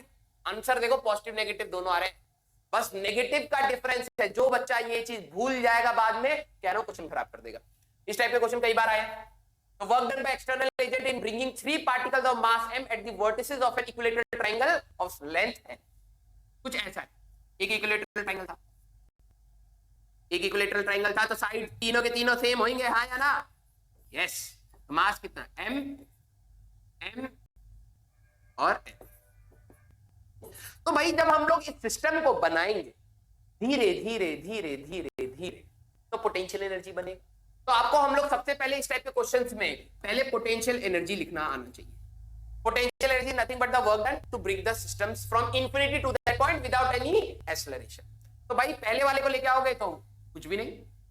जब इन दोनों को, इसको देख दो, इन दोनों के बीच का पोटेंशियल एनर्जी क्या होता भाई? -gm² बाय L होता। जब इसको लेके आते तो इन दोनों के बीच का पोटेंशियल एनर्जी होता बेटा -gm² by L -gm² by L, है ना? इसको में कोई नहीं, इसका किसी साथ पोटेंशियल नहीं है। इन दोनों का potential energy -gm² by L, इन दोनों का -gm² बाय L और इन दोनों का -gm² बाय L, ये आ गया। तो that is -3gm² by L। This is potential energy final. Initial कितना था भाई? 0 0। क्यों? क्योंकि इंफिनिटी चला रहे थे, है ना? एक्सटर्नल पूछ रहा है ना, तो work done by external final तो -3gm² by L, that will be the answer. अगर वर्क डन बाय कंजर्वेटिव पूछता बेटा, तो हमारे पास कहीं ना कहीं यहां पर हमें नेगेटिव लगा के यूज करना होगा, ठीक है? काश मैं तुम्हें एक ऐसी चीज दिखा पाता जिससे शायद तुम्हारी दुनिया पलट जाती, लेकिन ये कैमरे का जो रीजन है बहुत लिमिटेड है। नहीं तो मतलब तुम देखते हो कुछ और हो, मिलता कुछ और है, वैसा टाइप का मैं दिखा पाता तो तुम्हारी आंखें खुल जाती आज की। सर फिजिक्स तो सिखाई दिखाई, लेकिन आपने एक ऐसा रहस्य बताया जिससे हमारा प्यार भी टूट गया। ठीक है, तो आगे चलते हुए the gravitational field in a region. अब हमें क्या दे रखा है बेटा, ध्यान से देखना। हमें दे रखा है जो ग्रेविटेशन फील्ड है, स्मॉल जी की बात कर सकते हो, ग्रेविटी, ठीक है, या ई वेक्टर से भी हम लोग इसको डिनोट कर सकते हैं, इलेक्ट्रोस्टैटिक से, that is equal to 2I + 2J, ठीक है, न्यूटन पर केजी। ठीक है, देखो फोर्स पर मास, फोर्स पर यूनिट मास, बेसिकली वैसी इलेक्ट्रिक फील्ड में हमारे पास फोर्स पर यूनिट चार्ज होता था। What is the work done by an external agent? आ गया भाई, to slowly shift a particle of mass 10 kg from point 0,0 to 5,4। Means आपको अगर हम लोग यहाँ पे देखें तो वो कह रहे हैं कि भाई 0,0 से आप 5,4 पे लेके जा रहे हैं। ये एक कंजर्वेटिव फोर्स होता था। कंजर्वेटिव फोर्स का वर्क डन पाथ पर डिपेंड नहीं करता है, ठीक है? तो वर्क डन, अगर मैं बात करूं, work done is path independent, ठीक है, पाथ इंडिपेंडेंट। हमें इससे फर्क नहीं पड़ता वो कैसे लेके गया, हम अपने हिसाब से रास्ता बना सकते हैं। तो भाई अगर देखा जाए तो हमारे पास ये ई आ गया, हमें क्या चाहिए था, वर्क डन। तो अगर हम लोग ध्यान से देखें बेटा, मास कितना दे रखा है 10, तो जो फोर्स लग रहा होगा दैट विल बी 10 इंटू ई।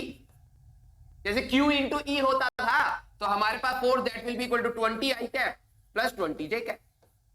ये आ गया फोर्स। फोर्स कांस्टेंट है, हम लोग डिस्प्लेसमेंट की बात कर सकते थे, लेकिन अगर हम लोगों को मान लो कि रास्ते के हिसाब से चलना भी है, क्योंकि ये 2 डायमेंशनल है, क्योंकि आप वर्क पावर पढ़ चुके हो, तो मैं कह सकता हूं अगर ये 2 डायमेंशनल डिस्प्लेसमेंट होता तो उसका एक x कंपोनेंट भी होता और एक y कंपोनेंट भी होता।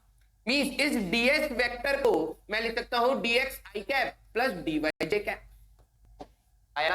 ठीक है, तो हम लोग यहाँ पे स्मॉल वर्क डन की बात करते हैं बेटा, तो f इंटू ds होता, और a1 b1 plus a2 b2 आपने पढ़ा है, तो ये आता बेटा 20 dx प्लस 20 dy। x कहां से कहां चेंज हुआ बेटा, 0 से लेके 5 तक। तो अगर हमें टोटल वर्क डन निकालना था, work done total, that will B integration of dw। तो ये होता बेटा 20 dx का इंटीग्रेशन फ्रॉम x 0 से लेके 5 प्लस 20 dy फ्रॉम 0 से लेके कहां तक 4, राइट? तो ये हमारे पास 100 आ जाता और ये आ जाता 80, 180। तो क्या आंसर 180 मार्क कर दिया जाए? बेटा ये वर्क डन बाय कंजर्वेटिव था, है ना? हमारे पास देखा जाए तो उन्होंने क्या किया, work done by external agent, right? तो बेसिकली हमें इसका नेगेटिव रिपोर्ट करना है, that will be the answer. ठीक है, स्लोली हम लोग लेके जाते हैं इन सब क्वेश्चन में, तो याद रखना बेटा, work done by conservative is negative और work done by external. Potential energy का बताया था ना, बिल्कुल वही से, ठीक है? तो -180 joule, this is by conservative, हम लोग कंजर्वेटिव फील्ड के बारे में बात कर रहे थे, ठीक है, दिस इज बाय कंजर्वेटिव, लेकिन हमें कंजर्वेटिव नहीं पूछा है, एक्सटर्नल पूछा है तो माइनस लगा देंगे, ठीक है। तो दिस केस सिंपल है हमारे पास, कोई पंगा तो नहीं, ठीक है। आप नॉर्मल डिस्प्लेसमेंट वेक्टर, क्योंकि पाथ इंडिपेंडेंट है, डिस्प्लेसमेंट वेक्टर भी निकाल सकते थे, 5i cap plus 4j cap, ठीक है, और सीधे मल्टीप्लाई कर दो, आंसर आ जाता, मतलब 4 से मल्टीप्लाई करना, इससे नहीं, ठीक है। 4 हमारे पास ये है 5i कैप, क्योंकि डिस्प्लेसमेंट होता 5i कैप, तुम ये भी लिख सकते थे कि सर डिस्प्लेसमेंट जब पाथ इंडिपेंडेंट है तो 5i cap plus 4j cap होता, मैंने कहा बिल्कुल राइट, मल्टीप्लाई कर दो। लेकिन अगर मान लो कि हमारे पास यहां पर x और y का फंक्शन होता, वेरिएबल होता, तो इंटीग्रेशन से जा रहे ना, ठीक है। तो कई बच्चे क्या होता है कि पाथ इंडिपेंडेंट है, सीधे मल्टीप्लाई कर दिया, अरे अगर x y होगा तो नॉर्मल मेथड रहेगा, अपने आप आंसर आएगा। लेकिन आपको यहां पर ये चीज ध्यान रखनी है कि कंजर्वेटिव है या नॉन कंजर्वेटिव, इसका आपको थोड़ा सा ध्यान रखना है, मतलब कंजर्वेटिव है या फिर एक्सटर्नल। ओके, चला जाए बेटा अगले क्वेश्चन पे। तो अगला क्वेश्चन है बेटा, a body is release from a point distance r, ठीक है, a body is released from a point distance r from the surface of the, नहीं, from the center of the earth, मतलब हमारे धरती माता से बहुत दूर जाके तुमने एक बॉडी, मान लो डेड बॉडी, इस टाइप से डेड बॉडी को रिलीज कर दिया है, ठीक है, और ये radius of the earth is capital r, then the velocity of the body at the time of the striking the earth will be, ठीक है। कुछ बच्चे कहते हैं सर इसमें काइनेमेटिक्स क्यों नहीं लगाते हो आप, क्यों नहीं लगाते हो? अरे भैया काइनेमेटिक्स हम लोगों ने कहा था v = u + at s = ut + ½ at² तब वैलिड था जब एक्सेलरेशन कांस्टेंट होता था, हाँ या ना, एक्सेलरेशन कांस्टेंट के लिए था ना रे, क्या जब ये ब्लॉक ऊपर एक particular height r is greater than r कह रहा है, तो जब ये नीचे गिर रहा होगा क्या उसकी acceleration due to gravity constant होगी, नहीं है ना, आपको पता है ना हाइट के साथ वेरी करते हैं, इसलिए हम लोग यहाँ पे काइनेमेटिक्स नहीं लगाते। हम लोग ये अभी भी मान रहे हैं कि हमारे पास पूरे प्रोसेस में कहीं पर भी विस्कस फोर्स और ये सब सारी चीजें नहीं है तो काम बन जाता है। तो अगर मैं देखूं यहां से रिलीज किया है ना, तो काइनेटिक एनर्जी तो जीरो, क्या पोटेंशियल एनर्जी होगी? यस सर, इस बॉडी का मास मान लो स्मॉल m है, ठीक है, अर्थ का मास मान लो कैपिटल M है, तो यहां पर आता बेटा -gmm बाय स्मॉल, यही तो होता। जब ये यहां पर डेड बॉडी आके जमीन पर गिरेगी तो हमारे पास कुछ वेलोसिटी अटेन हो चुकी होगी, तो यहां पे जो काइनेटिक एनर्जी होगा बेटा that will be half mv², और इस समय भी ग्रेविटेशन पोटेंशियल होगा -gmm/r, ये होता राइट। तो हमें क्या बताना, then the velocity of the body at the time of striking the earth will be, तो एनर्जी कंजर्व कर सकते हैं बेटा, तो -gmm/r = ½ mv² -gmm/R, ठीक है, ये आ गया। तो अगर हम लोग देखें कुछ काटा पीटा जा सकता है क्या, बहुत, तो g नहीं, ओए जी तो कट ही नहीं रहा, जी नहीं कट रहा है, ठीक है, अरे आजा भाई, -g हम लोग स्मॉल m काट सकते हैं, कचक कचक कचक, ठीक है, इसको उस साइड ले जाते हैं क्योंकि हमें वेलोसिटी निकालनी है, तो gm/R -gm/r = ½ v², या था राइट। तो अगर मैं gm कॉमन ले लूं तो या था 1/r - 1/r = v²/2, या था, ठीक है। तो this will be r - r upon rr, ठीक है, इंटू gm ट्वाइस का root, that will be velocity.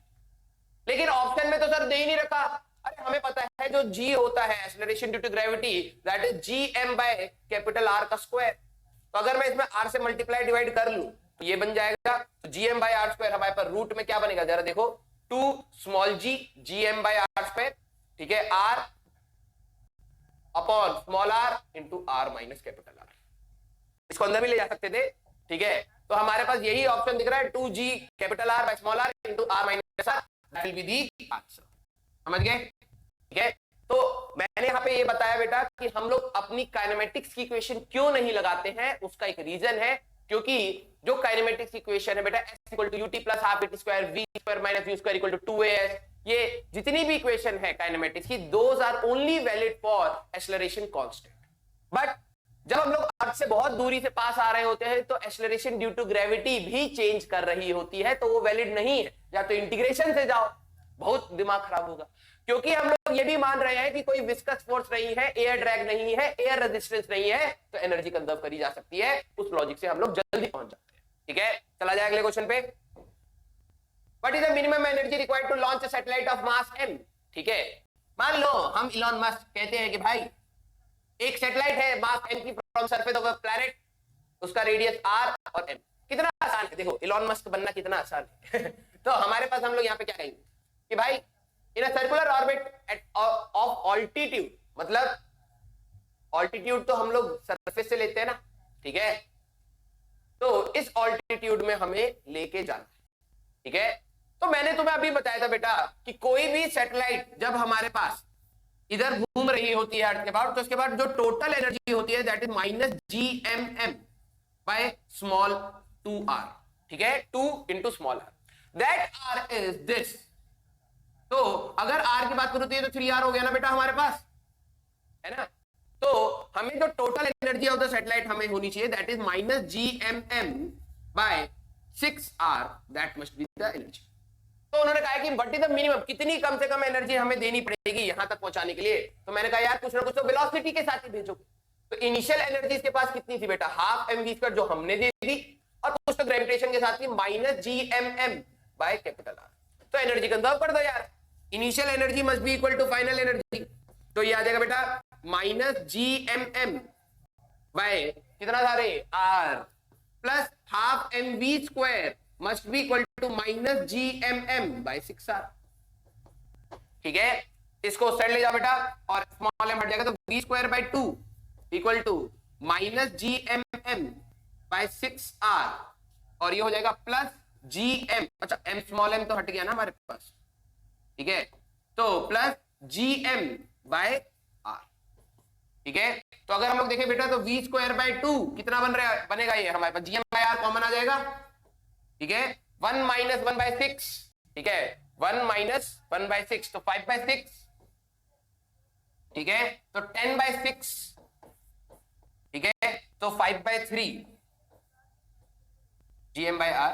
तो ये हो जाएगा हमारे पास root velocity will be equal to root of 5 GM by, अच्छा उन्होंने एनर्जी पूछी है क्या हमसे, मिनिमम एनर्जी, तो अरे तब तो हो ही गया ना, हमने ये क्यों काटा, हमें तो एनर्जी बतानी थी ना, वेलोसिटी थोड़ा ना बतानी है, ठीक है। तो हमारे पास यही तो हम लोगों ने एनर्जी दी थी, ठीक है, तो दैट इनिशियल एनर्जी जो हमें देनी पड़ेगी minus GMM by 6r plus GMM by r। बेटा अगर वेलोसिटी होती तो कैलकुलेट आउट करते, वेलोसिटी हमें चाहिए, ठीक है, हमें तो बस एनर्जी बतानी है कि जो हम लोग देंगे वो तो काइनेटिक के फॉर्म में देंगे। तो यहां पर आ जाएगा बेटा हमारे पास 5 बाय 6 GMM बाय r, ठीक है, 5 बाय 6 GMM बाय 6r, ठीक है, that will be the answer, ठीक है। तो इस टाइप से क्वेश्चन बेटा सैटेलाइट के ऊपर कई बार पूछे गए हैं और एनर्जी कंजर्वेशन कई ज्यादा पूछा गया। चला जाए अगले क्वेश्चन पे। 4 particle of mass m move along a circle of radius r under the action of the mutual gravitational attraction, the speed of each particle is. इस टाइप का क्वेश्चन बहुत बार पूछा गया, जरा समझना क्वेश्चन क्या क्या। हमारे पास मान लो बेटा एक सर्कुलर ट्रैक है, भाई साहब कंपास को फेल कर दिया। हमारे पास 4 पार्टिकल्स है m मास के, एक यहां पर, एक यहां पर, एक यहां पर और एक यहां। अब कुछ बच्चे कहेंगे सर यहां पे वहां पे क्यों नहीं ले रहे, बेटा हमारे पास इस टाइप के क्वेश्चन सिमेट्रिकली होते हैं, आपको ऐसे ही लेना है, ठीक है। इधर उधर लोगे कैलकुलेशन बढ़ जाएगी, ठीक है, क्योंकि फोर्स निकाल नहीं पाओगे, और लॉजिकली आपको क्वेश्चन इसलिए बना दिया जाता है कि आप निकाल ना पाओ, सिमेट्रिकली लेके चलना है, जहां पर थोड़ा सा भी आपको लग रहा है कि यार इस टाइप से ही हो सकता है, राइट। अच्छा, तो जैसे हम लोगों ने अभी एक क्वेश्चन और भी किया था, एक m मास का पार्टिकल और m मास का पार्टिकल एक दूसरे की म्यूचुअल ग्रेविटेशनल, ये दोनों को ऐसे ले लो, तो इनके वो तो इधर लगेगा सर्कल में घूमेंगे, ठीक है, वैसे ही है, ठीक है। तो अब जरा ध्यान से समझना, तो भाई कोई भी पार्टिकल जब सर्कुलर मोशन में घूम रहा है, बैटरी है ना, कोई भी पार्टिकल जब सर्कुलर मोशन में घूम रहा है तो एक चाहिए सेंट्रीपिटल फोर्स। तो इस पार्टिकल को कौन कौन खींच रहा हो, देखो मान लो कि ये हमारा एक दोस्त है, उसके 3 दोस्त अलग अलग है, तो उसके तीनों दोस्तों से इसको बात करनी पड़ेगी ना, दोस्त है ना। तो भैया ये r रेडियस था, ठीक है, तो इन दोनों के बीच का जो अट्रैक्शन है that will be GM² by, इनका डिस्टेंस हो गया 2r तो 4r², है ना। इन दोनों के बीच का जो डिस्टेंस था वो r√2 है, याद आ रहा है, r और r√2। तो भैया जो फोर्स होता था वो उन दोनों के बीच के डिस्टेंस के हिसाब से GM² बाय इसका स्क्वायर करोगे तो 2r² आ जाएगा, इन दोनों के बीच का जो फोर्स होगा भैया अट्रैक्शन का, वो तो इधर होगा gm²/2r²।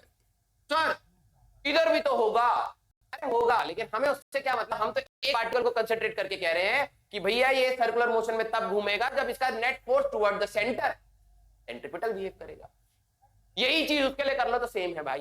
तो अगर इस पार्टिकल को मैं अगर ध्यान से घूरू, देखो इस पे कौन कौन से फोर्स लग रहे हैं, जरा मैं मान लेता हूं ये फोर्स आया था ना, तो मैं इसको F मान लेता हूं जरा, तो इधर एक F लगा, इधर एक F लगा, आया ना, ठीक है। और ये वाला जो फोर्स है this is nothing but F/2, समझ रहे समझ रहे समझ रहे भाई तो हमारे पास भाई इसका आधा करोगे तो यही तो था।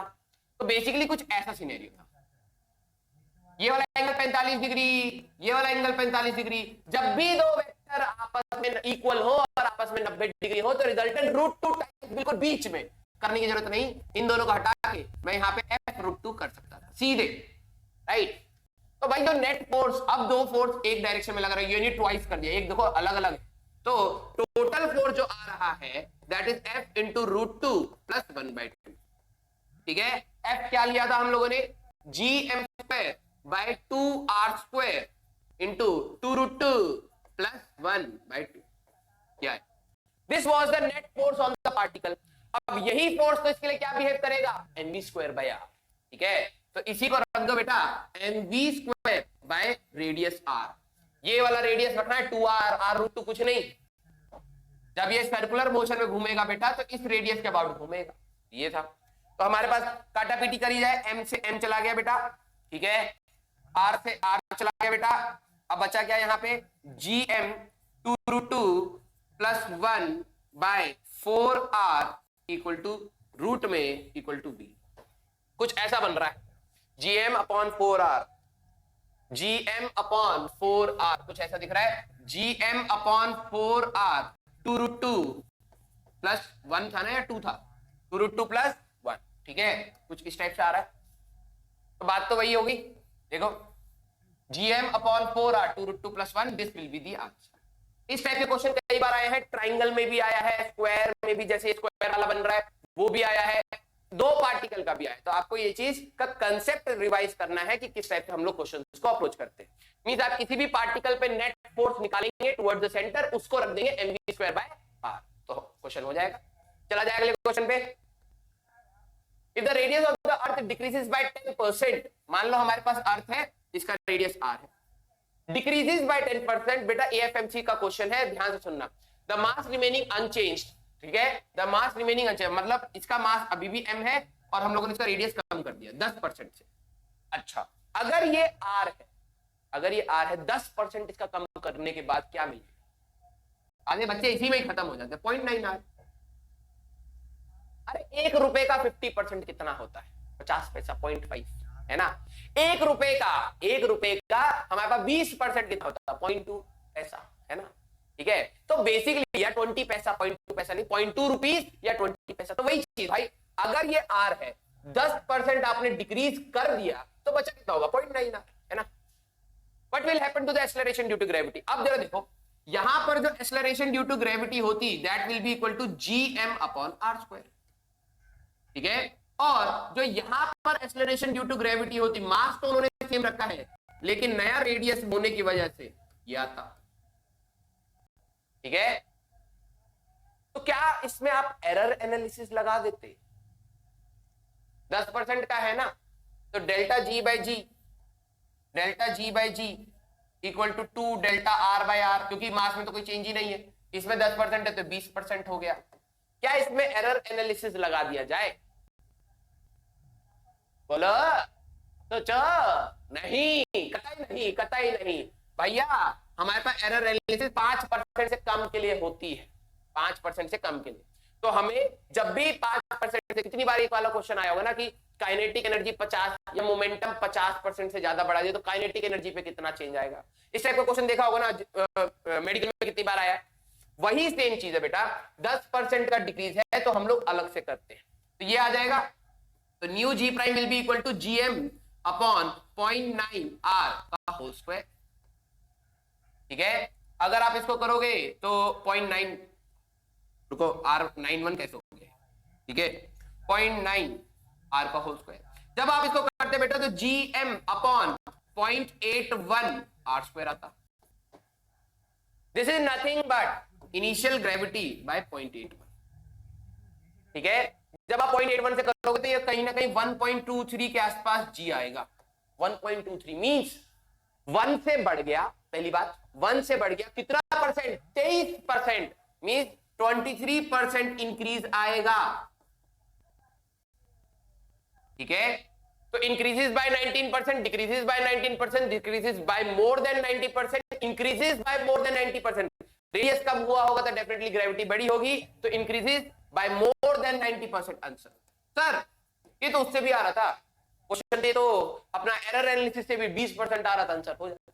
लेकिन अगर क्वेश्चन में ये वेरिफिकेशन करवा लेते कि कितना परसेंट इंक्रीज है, तब आपका गलत होता। आप वहां पे 20 मार्क करके आते, आंसर होता 23। ठीक है, क्योंकि 5% के बाद जाके बेटा इसमें ना डिफरेंस आना स्टार्ट हो जाता है। इसीलिए बोला जाता है कि एरर एनालिसिस के लिए एक मेन कंडीशन है 5% से नीचे के अगर एरर्स हैं, जिस भी फॉर्मूले में जो भी पैरामीटर्स चेंज हो रहे हैं, अगर 5% से नीचे हैं तभी आप उसको लगाए तो आंसर मैच कर जाता है। लेकिन अगर 5% से ज्यादा है जैसे इसमें है बेटा, तो आप अपना एरर एनालिसिस नहीं लगाएंगे। कई बार क्वेश्चन हुए, ठीक है, मैं आपको आने वाले आगे चैप्टर्स में भी दिखाऊंगा कि चुपके से दे देंगे, चुपके से दे देंगे 10%, ठीक है, खराब हो जाए। ओके, जनरली करंट इलेक्ट्रिसिटी में इस टाइप के क्वेश्चंस बनेंगे, मैं दिखाऊंगा आपको। चला जाए बेटा अगले क्वेश्चन पे।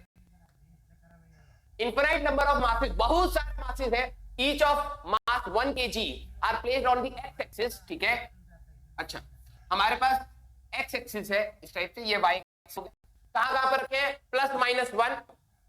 ठीक है, तो इधर भी रखा है, इधर भी रखा है, 1 kg 1 kg। ठीक है, 1 1, तो ये हो गया 1, -0 -1, इधर रखा है।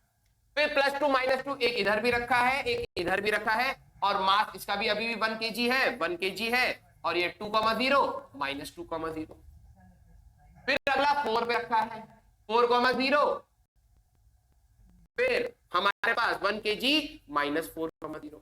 इस टाइप से आपने रखते हुए पार्टिकल इंफिनिटी तक रख दिए।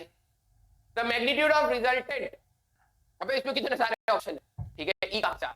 The magnitude of resultant gravitational potential in terms of gravitational constant g at the origin is.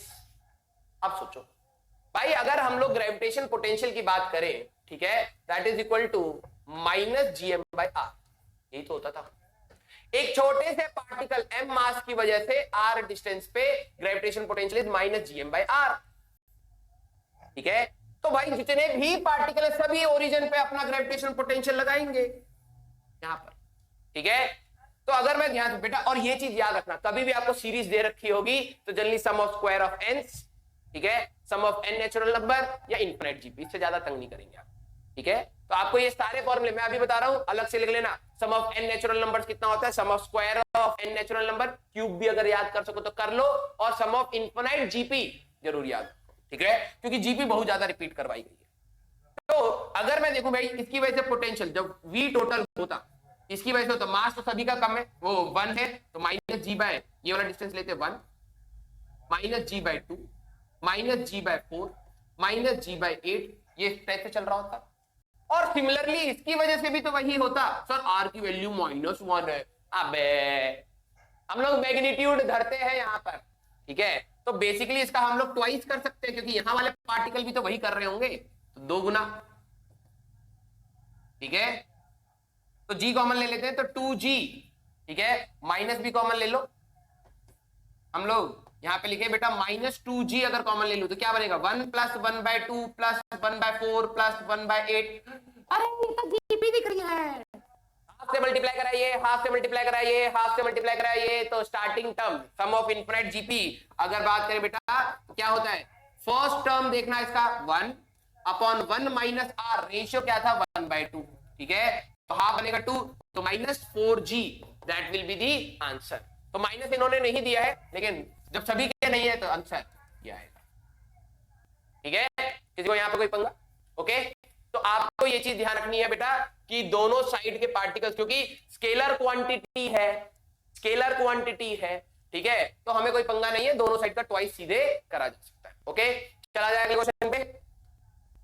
Work done in taking a mass from one point two another mass in gravitational field. अभी मैं बात कर रहा था बेटा, gravitational field is a conservative field. कई बार बच्चों से पूछा जाए क्या होता है बेटा कंजर्वेटिव फील्ड? सर जी जो 5 इंडिपेंडेंट होते हैं वो कंजर्वेटिव होते हैं। अरे 5 इंडिपेंडेंट नहीं, जिनका वर्क डन 5 इंडिपेंडेंट होता है। याद रखना, गलती मत कर देना।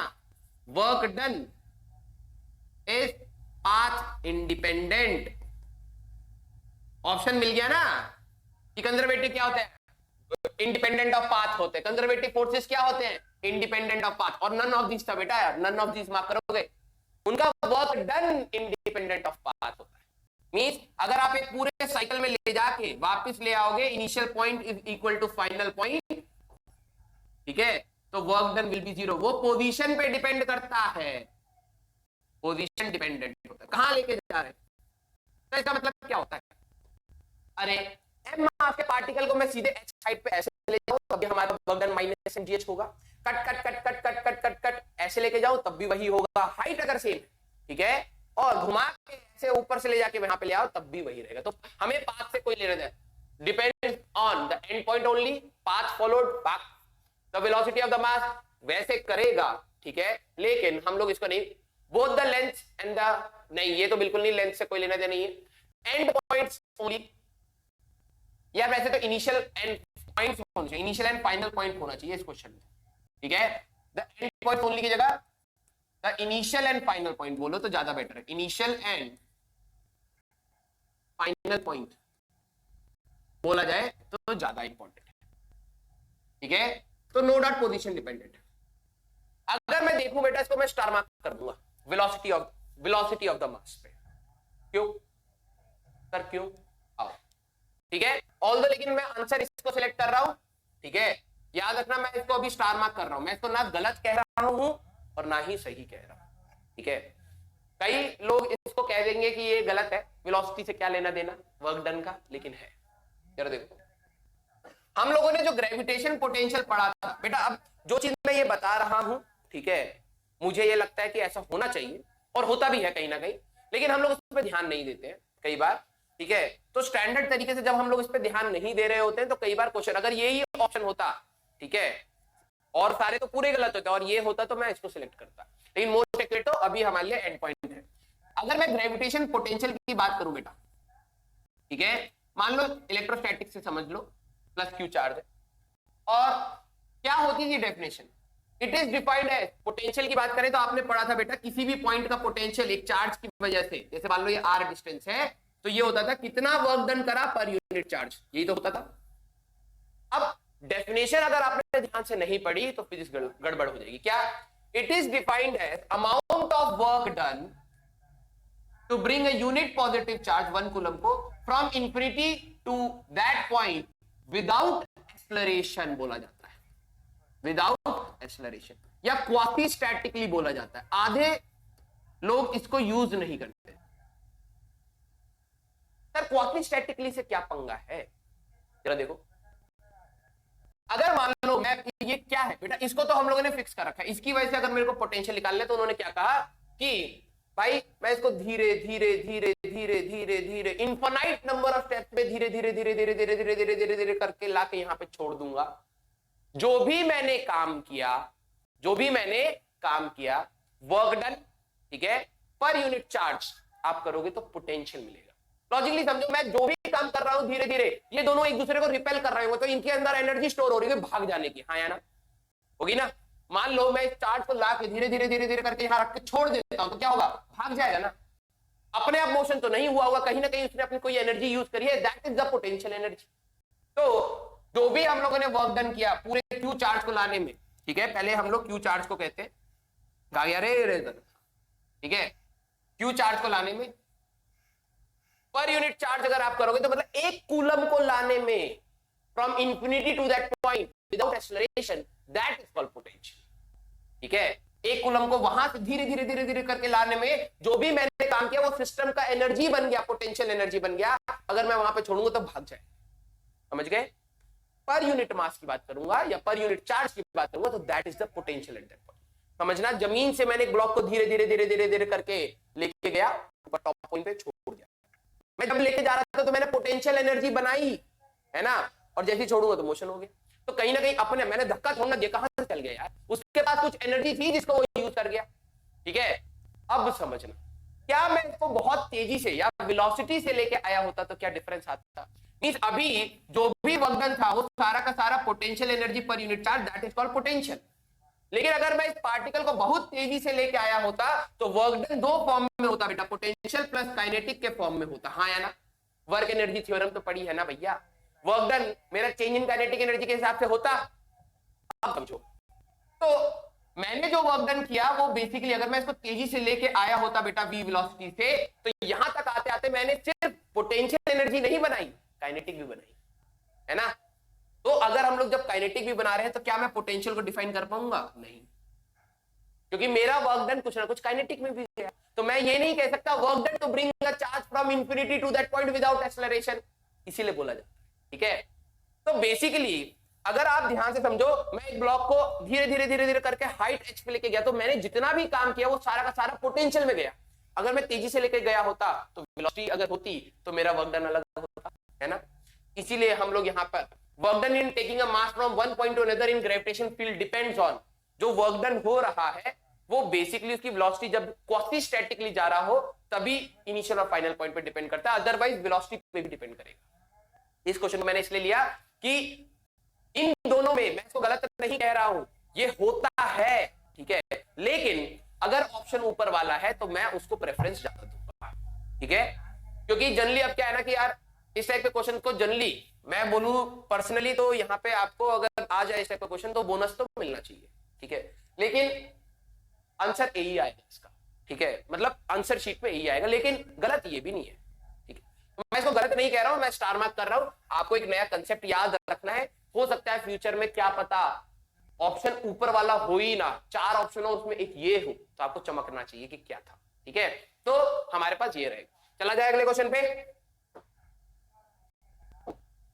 Okay, in a certain region of space the gravitation field is given by, अब देखो ग्रेविटेशन फील्ड या फिर ई से डिनोट कर सकते हैं, that is minus K by R, distance and K is a constant, the gravitation potential at R equal to R not be V not. उन्होंने कहा कि किसी डिस्टेंस आर नॉट पे potential is V not. What is the expression of gravitation potential? कितना आसान है, electric field के chapter से आप रिलेट करोगे तो आई, इसको जनरली यहाँ पे आई इंटेंसिटी ऑफ, ओए ओए ओए क्या हो रहा है भाई, पिट क्यों नहीं रही? हाँ बेटा जिंदगी मिटा देंगे इसकी हम हमसे पंगे ले रहा, ये है। तो जैसे आपने इलेक्ट्रोस्टैटिक्स में पढ़ा है बेटा E equal to minus D V by D R, पढ़ा है ना, है ना, देखा तो होगा अभी सर, हमारी तो अभी क्लास नहीं हुई इलेक्ट्रोस्टैटिक। अबे यार ऐसा तो नहीं हो सकता कि तुम्हें 12वीं में ये ना बताया गया, रोने मत लगो, अभी पढ़ा है ना। The same thing is applicable in I equal to minus dv by dr in case of gravitation. दोनों चीजें हमारे पास रिलेटेबल हैं, इसीलिए तो ग्रेविटेशन का वेटेज कम है रे, क्योंकि जब वहां पे पूछा जा सकता है, वहां पे और तंग किया जा सकता है, तो वहां पे पूछ लेते हैं। तो ये दे दिया हमें minus K by R equal to minus D V by D R. Minus K by R मतलब तुम्हें पोटेंशियल इलेक्ट्रिक फील्ड देके पोटेंशियल पूछा जाए तो वही तो रिलेशन था ना, बस हो तो गया यार question. Minus K by R D R equal to minus D V, integrate कर दो भाई। यहाँ पे वेरिएबल आर, उन्होंने कहा है जब आर की वैल्यू आर नॉट थी वी नॉट था, तो यहाँ पे आर नॉट तो वी नॉट। हमें नहीं पता कि किसी आर पे पोटेंशियल क्या है, राइट? तो यहां पर आएगा बेटा माइनस माइनस दोनों साइड से काट लो, ठीक है, तो यहां पर आ जाएगा बेटा हमारे पास 1 बाय आर का integration, minus 1 by R square करो बेटा, जिंदगी खराब करो अपनी। Natural log R L N R, ठीक है, R not by R equal to V minus V not, ठीक है, तो ये हो जाएगा बेटा L N R by R not equal to V minus V not, ठीक है। तो हमारे पास V not plus L N R by R not, V not plus log to the base E होना चाहिए यहाँ पे, ठीक है, R by R not, that will be the answer, ठीक है। तो इस क्वेश्चन का जो ये समरी है बेटा, वो अगर मैं समराइज करूं तो ग्रेविटेशनल फील्ड इंटेंसिटी और ग्रेविटेशन पोटेंशियल के बीच का रिलेशन है I equal to minus D V by D R, that is same which is being taught in class 12th, ठीक है। तो अगर ये ग्रेविटेशन में आ जाए तो इरिटेट मत होना भैया क्या रिलेशन था, आपको थोड़ा सा अपने इलेक्ट्रोस्टैटिक्स को मर्ज करके यहाँ पे चलना था, ओके। चला जाए अगले क्वेश्चन पे। A thin rod of length L is bent to form a semicircle, ठीक है, पिटाई होने वाली थी तुम्हारी, लेकिन तुमने घर पे जो पापा जिस डंडे से तुम्हें सूतते थे रोज, ठीक है, तो तुम्हें पता लगा कि आज कुछ गड़बड़ किया है, तो तुमने तुम मोड़ दिया, ठीक है। A thin rod of length L is bent to form a circle. The mass of rod M, the mass of rod is M, और लेंथ L था, तो जरा देखो हमने सेमी सर्कल में करा है ना, तो पाई R that will be L, तो रेडियस हो जाएगा L by पाई, ठीक है। Okay, what will be the gravitation potential at the center of the circle? Gravitation potential is a scalar quantity, पहली बात स्केलर क्वांटिटी है ना। तो कोई जब डायरेक्शन नहीं है, सारे के पार्टिकल बेटा सब r डिस्टेंस पे है, तो यहाँ पे जो छोटा होता है, यहाँ पे जो छोटा पार्टिकल, यहाँ पे छोटा पार्टिकल, यहाँ का छोटा पार्टिकल, सभी पार्टिकल्स का जब डिस्टेंस हमारे पास यहाँ पे r है, तो ग्रेविटेशन पोटेंशियल होता है माइनस gm बाय, क्योंकि सभी मास का है, और r हो जाएगा हमारे पास L बाय पाई, ठीक है। तो minus gm pi by L, minus gm pi by L, minus gm pi by L, that will be the answer, ठीक है। सिंपल, इसमें तो कोई पंगा ही नहीं है यार भैया। सबसे पहले एक स्केलर क्वांटिटी है, डायरेक्शन है नहीं। अगर इलेक्ट्रिक फील्ड होती बेटा, ठीक है, मान लो इसका लैम्डा है, ठीक है, तो हमारे पास ग्रेविटेशनल इंटेंसिटी की बात होती है, तो हमारे पास यहाँ पे, या फिर एक जनरल फॉर्मूला दे देता हूं तुम्हें, ऑल्दो इतना ज्यादा तुम्हें पूछा नहीं जाएगा। मान लो कि हमारे पास ये मास है, इसका लीनियर मास डेंसिटी ये है, and the angle is theta, ठीक है, रेडियस इज r। तो इस पॉइंट पे ग्रेविटेशनल इंटेंसिटी, क्योंकि अट्रैक्शन होता है ना ग्रेविटेशनल इंटेंसिटी, तो ग्रेविटेशनल इंटेंसिटी का फॉर्मूला होएगा 2g lambda by r sin theta by 2। ये ऑल्दो मैं जेई में सब टाइप के क्वेश्चंस बताता हूं, लेकिन यहाँ पे तो आसान है, ठीक है। 2g lambda by r sin theta by 2 कहने का मतलब, अगर मान लो तुम्हें सेमी सर्कल इस केस में दिया होता, जैसे मान लो अगली शीट पे आते हैं, ठीक है, इसमें तो पोटेंशियल पूछा है। अगर मान लो कि वो कहते कि एक रॉड है L, मास M की, लेंथ L का, तो अभी हमने कहा पाई R इक्वल टू L, तो R की बात करें तो L बाय पाई, ये होता है ना। अगर वो बोलते यहाँ पे ग्रेविटेशनल इंटेंसिटी बताओ I, तो तुम कहते यार सर ने तो एक फार्मूला बताया था, एक स्मार्ट से सर ने, मैंने कहा बहुत सही फॉर्मूला मत भूलना, स्मार्ट सर भूल जाओ भले ही, क्योंकि काम तो फॉर्मूला आएगा। तो ग्रेविटेशनल इंटेंसिटी की बात करें बेटा, तो सर ने बताया था माइनस g, अच्छा 2g lambda by r sin theta by 2। 2g, इस वायर का अगर मैं लैम्डा की बात करूं तो मास m था और लेंथ l था, तो m बाय l, रेडियस है l बाय पाई, ठीक है। थीटा जरा ध्यान से देखो बेटा, थीटा था ये पूरा एंगल, इस केस में पूरा एंगल कितना है 180 डिग्री, ठीक है, तो sin 90 दैट इज 1, आ गया 2gm pi by L square, that will be the case। और यहाँ पे डायरेक्शन होएगी सिमेट्रिकल लाइन पे अट्रैक्टिव, ठीक है, तो इस टाइप से आएगा हमारा। लेकिन पोटेंशियल के लिए क्यों नहीं करा सर? अरे पोटेंशियल स्केलर क्वांटिटी है, सभी मास का अगर मैं डिस्टेंस देखूं बेटा, सभी मास का डिस्टेंस सेम है, सीधे कर दो ना, ठीक है। चला जाए अगले क्वेश्चन पे। Okay, A simple pendulum has a time period t1 when on earth surface। तो भैया time period of simple pendulum तो बहुत आसान होता है, 2 पाई अंडर रूट में L बाई जी, आधे बच्चे भूल चुके हैं, L कहां भाग रहा है, हाँ L by G, and t2 when taken to a height 2r, आप 2r ले गए, तो भैया ग्रेविटी तो चेंज हो जाएगी g इंटू r अपॉन, देखो हमसे मजे ले रहा, हम पूरा ही उड़ा देंगे, हमसे मजे ना लेना बेटा, r upon r plus h का होल स्क्वायर, है ना, g इंटू ये होगा, कम हाइट है भैया तो माइनस 2h बाय r मत यूज करना, ठीक है। तो अब हमारे पास जो नई ग्रेविटी आएगी g प्राइम किसी हाइट पर, that will be r upon taken to a height, means h की वैल्यू 2r है, तो ये 3r का होल स्क्वायर, तो that will be g by 9, ठीक है। तो भाई टाइम पीरियड हमारे पास जो t2 हो जाएगा, that will be 2 pi under root में l बाय g बाय 9, तो ये बाहर आ जाएगा, तो 3 टाइम्स t1 आ गया। तो हमें पूछा क्या था t1 बाई t2, तो t1 अभी हमारे पास जो रिलेशन आया बेटा देखो ना, 9 को बाहर निकालूंगा तो 3 हो जाएगा, और 2 पाई अंडर रूट में l बाई जी, तो यही था, तो t2 इक्वल टू 3t1 आया, तो t1 बाई t2 की अगर मैं बात करूं तो दैट विल बी 1 बाय 3, ठीक है, आंसर ये पंगा। देखो 9 भी दे रखा है, कुछ बच्चे रूट में से निकालने में 9 करेंगे जैसे मेरे जैसे, ठीक है, कुछ बंदे तुम्हें पता है 9 का हमारे पास रूट आएगा 3, तो उसको बाहर नहीं लिखेंगे, अंदर ही लिख देंगे, तो उनको भी पता है कि बच्चा क्या करेगा, या तो नौ उल्टा करेगा। अगर एक और की ऑप्शन होता तो वो पक्का 3 देगी, ले भाई पूरा कंफ्यूज हो जा तू ठीक है, तो हो सकता है। तो आपको ध्यान रखना, तो ये चीज का ध्यान रखना। चला जाए बेटा अगले क्वेश्चन पे। Okay, spherical planet AI-20 2012, spherical planet has mass mp, एक प्लैनेट है बेटा इसका मास है mp, ठीक है, एंड डायमीटर dp, ठीक है, क्या पंगा है? Okay, a particle of mass m is falling freely near the surface of the planet will experience an acceleration due to gravity। भाई near to surface अगर मैं बात कर रहे तो जो ग्रेविटी होता है दैट इज gm/r²। ये m होता था मास ऑफ प्लैनेट, प्लैनेट का मास डिसाइड करेगा, and r is radius of planet, भैया रेडियस ऑफ प्लैनेट, हाँ या ना? अब तो हो गया काम। रेडियस कितना होगा? Radius of planet that will B diameter dp/2 हिचकी आ जाए तब भी काम चल जाएगा, dp/2।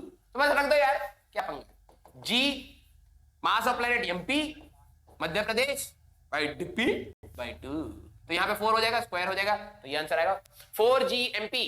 4gmp, अच्छा फोर्स पूछ रहा है ना, तो यही आएगा बस, वो नहीं आना, वो तो फोर्स देगा। Will experience an acceleration due to gravity.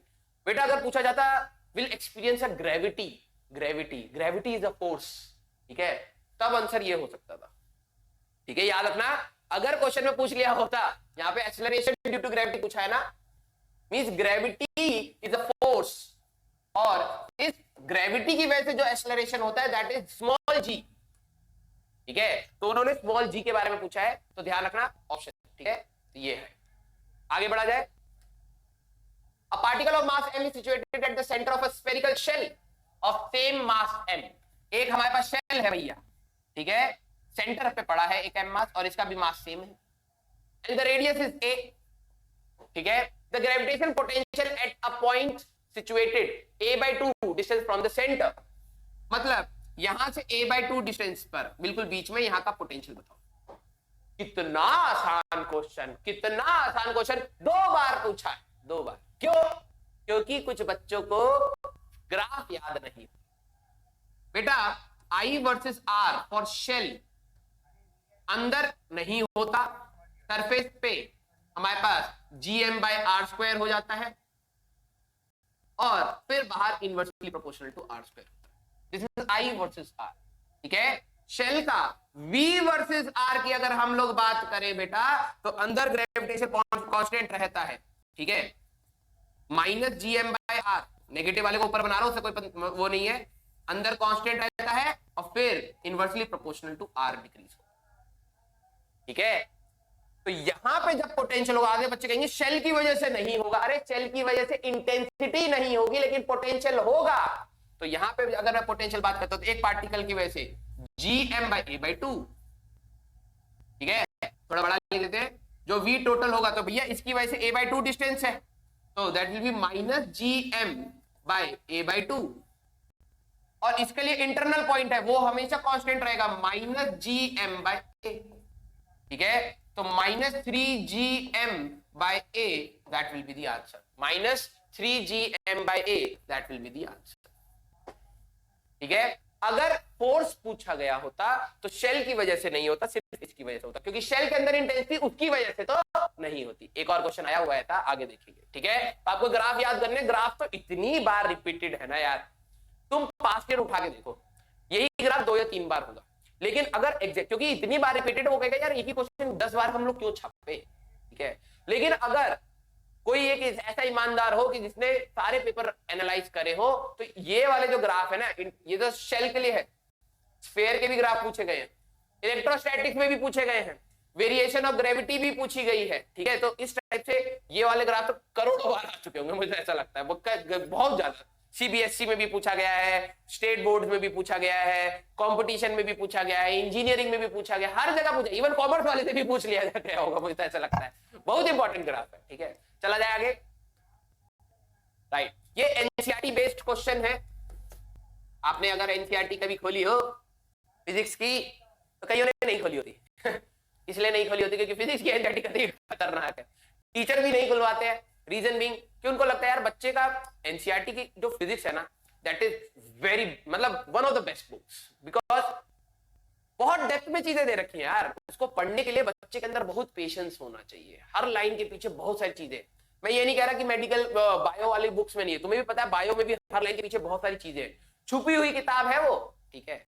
Come pages, उनको पेजेस कम करने थे तो उन्होंने इतनी कॉम्प्लेक्स लैंग्वेज में उस चीज को लिखा है, but that is your syllabus, ठीक है। तो आप एनसीईआरटी जरूर पढ़े, फिजिक्स की नहीं भी पढ़ पाए तो एटलीस्ट आप नोट्स कर ले, क्योंकि हम लोग एनसीईआरटी को ही पढ़ाते हैं एक सिंपल फॉर्म में, ठीक है। मतलब एनसीईआरटी को ही हम सिंपल फॉर्म में पढ़ाते तो इतना परखच्चा फैला पड़ा है, तुम देख रहे हो। मतलब एक टॉपिक के अंदर ये भी होता है, ये भी होता है। एनसीईआरटी सिंपल सी एक लाइन लिख देगी कि कंडक्टर के ऊपर अगर आप चार्ज दोगे तो वो हमेशा सरफेस पे रहे, तो उसके कितने सारे फॉर्म्स हैं। कंडक्टर के अंदर कैविटी के क्वेश्चन आ चुके हैं, कंडक्टर को चार्ज दोगे तो यहाँ पे चार्ज दोगे तो ऊपर ही रहेगा, यहाँ पे चार्ज दोगे तो यहीं पर ही रहेगा, मतलब उसके वेरिएशन। एनसीईआरटी सिर्फ एक लाइन बोल के निकल जाती है कि कंडक्टर के ऊपर आप चार्ज दोगे तो it will always remain on surface. अब आधे टीचर उसके पीछे पागल है, रंग बिरंगे क्वेश्चन आ रहे हैं, आधे स्टूडेंट पगला चुके हैं, बाल नोच चुके हैं अपने। तो एनसीईआरटी डिफाइंस योर सिलेबस, उससे बाहर कुछ नहीं आएगा, बट सिर्फ एनसीईआरटी पढ़ के ही आप क्रैक कर लोगे, not possible. Reason being NCERT बहुत डेप्थ की किताब है। I don't know about exactly for bio और केमिस्ट्री को कितना डेप्थ है, but I know for my subject physics बहुत डेप्थ है। बहुत अच्छा टीचर हमेशा बोलेगा NCERT is a good book, और मैं ये नहीं कहूंगा बहुत खराब टीचर, लेकिन कुछ लोग ये बोलते हैं कि एनसीईआरटी खराब बुक है। नहीं, एनसीईआरटी खराब नहीं है, फिजिक्स की एनसीईआरटी खराब नहीं है, एनसीईआरटी फिजिक्स की बहुत अच्छी है, लेकिन बच्चों के पॉइंट ऑफ व्यू से सिर्फ उसी से पढ़ के क्रैक कर लेना, फिजिक्स की बुक से पढ़ के क्रैक कर लेना टफ है, क्योंकि आपको और भी चीजें, उसी चीज को समझने के लिए और भी एग्जांपल्स, और भी क्वेश्चंस, और भी वैरायटी देखने की जरूरत पड़ती है। But NCERT is one of the best, no doubt one of the best, ठीक है। तो ये क्वेश्चन एनसीईआरटी का ही है। A spherical shell is cut into two pieces along a chord as shown in the figure, ठीक है। मतलब आपके पास मान लो कि एक बॉल थी, क्रिकेटर की बॉल, तो आप उसको डायमीटर, जैसे हमारे पास वो वाली बॉल होती है ना लेदर की, तो यहां पर हमारे पास स्टिचिंग होती है, तुम इसको यहीं से भी काट सकते हो और यहां से भी काट सकते हो। तो हम लोगों ने मान लो यहां से काटा है, ये कह रहा है spherical shell is cut into two pieces along a chord as shown in the figure, P is the point in the plane of the chord, मतलब यहां पे हमारे पास पॉइंट P है। The gravitational field at P due to the upper part, ऊपर वाले की वजह से I1, इसको हरे से नहीं लाल से करते हैं, ठीक है, जिससे आपको दिखे, ऊपर वाले की वजह से I1 है, नीचे वाले की वजह से I2 है, ठीक है। What is the relation between them? आधे को लगा यार ये तो बड़ा है तो उसकी वजह से ज्यादा होना चाहिए, वो छोटा है उसकी वजह से कम, नहीं। मैं अगर इन दोनों को क्लब कर दूं, ठीक है, मींस इन दोनों को कंबाइन कर दूं, ये ऊपर वाले पार्ट की वजह से भी और नीचे वाले पार्ट की वजह से भी, तो टोटल इंटेंसिटी अगर मैं बात करूं बेटा, तो यहां पे I1 प्लस I2 होती। और अभी हम लोग बात कर रहे थे बट शेल के अंदर इंटेंसिटी जीरो होती है, मींस I1 का magnitude must be equal to I2 का मैग्नीट्यूड, डायरेक्शन अपोजिट होएगा, एक दूसरे को कैंसिल आउट करेंगे तभी तो जीरो होगा, तो I1 is equal to I2 answer, ठीक है। सर नेगेटिव भी है, no doubt, direction wise negative है, लेकिन उन्होंने वैल्यू बोली, ठीक है, कि उसकी वजह से वैल्यू I1 है और I2 है, तो हम लोग ये रिलेट करेंगे, ठीक है। अगर एक और ऑप्शन होता I1 is equal to minus I2, वो ज्यादा एक्यूरेट हो जाता, ठीक है। नो डेफिनेट रिलेशन, ये तो गलत है कि डेफिनेट रिलेशन है इनके बीच में, मैग्नीट्यूड तो बराबर है ना कम से कम, तो ये रिलेशन तो है, ठीक है। तो ये शेप पे मत जाना, अभी तक मैं बार बार कह रहा हूं बेटा, शेल के अंदर ग्रेविटेशनल इंटेंसिटी जीरो होती है, मतलब ऊपर वाले ने और नीचे वाले ने मिल के जीरो करी होगी ना, ये मत देखो तो बड़ा है, क्या हुआ भाई, जितना भी लगा पा रहा है उसके साथ मिलके कैंसिल आउट होना ही है, तो I1 इक्वल टू I2 होगा ही होगा, ठीक है। चला जाए अगले क्वेश्चन पे, right. A mass m is placed in the cavity inside a hollow sphere of mass m.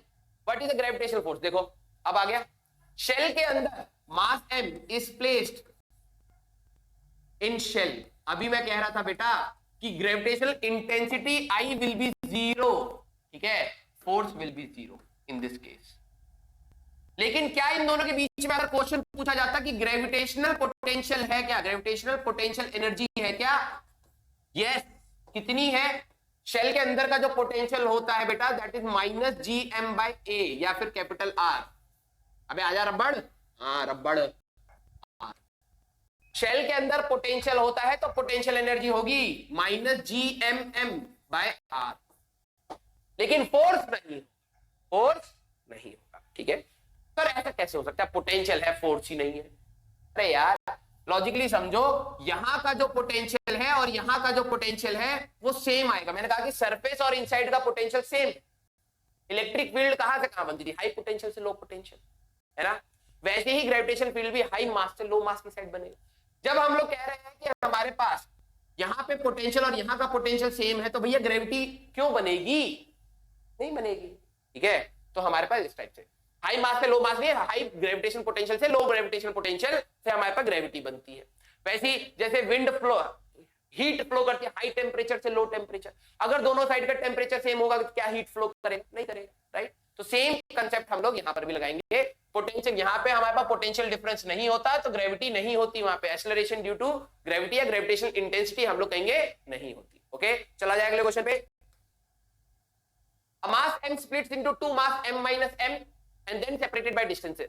ये आपको इलेक्ट्रोस्टैटिक्स में भी पूछा गया है कई बार, बहुत रिपीटेटिव क्वेश्चन है कि अगर एक मास m है, ये दो हिस्सों में टूटता है, एक छोटा मास, ठीक है, स्मॉल m, और एक ये वाला mass that will B m minus m।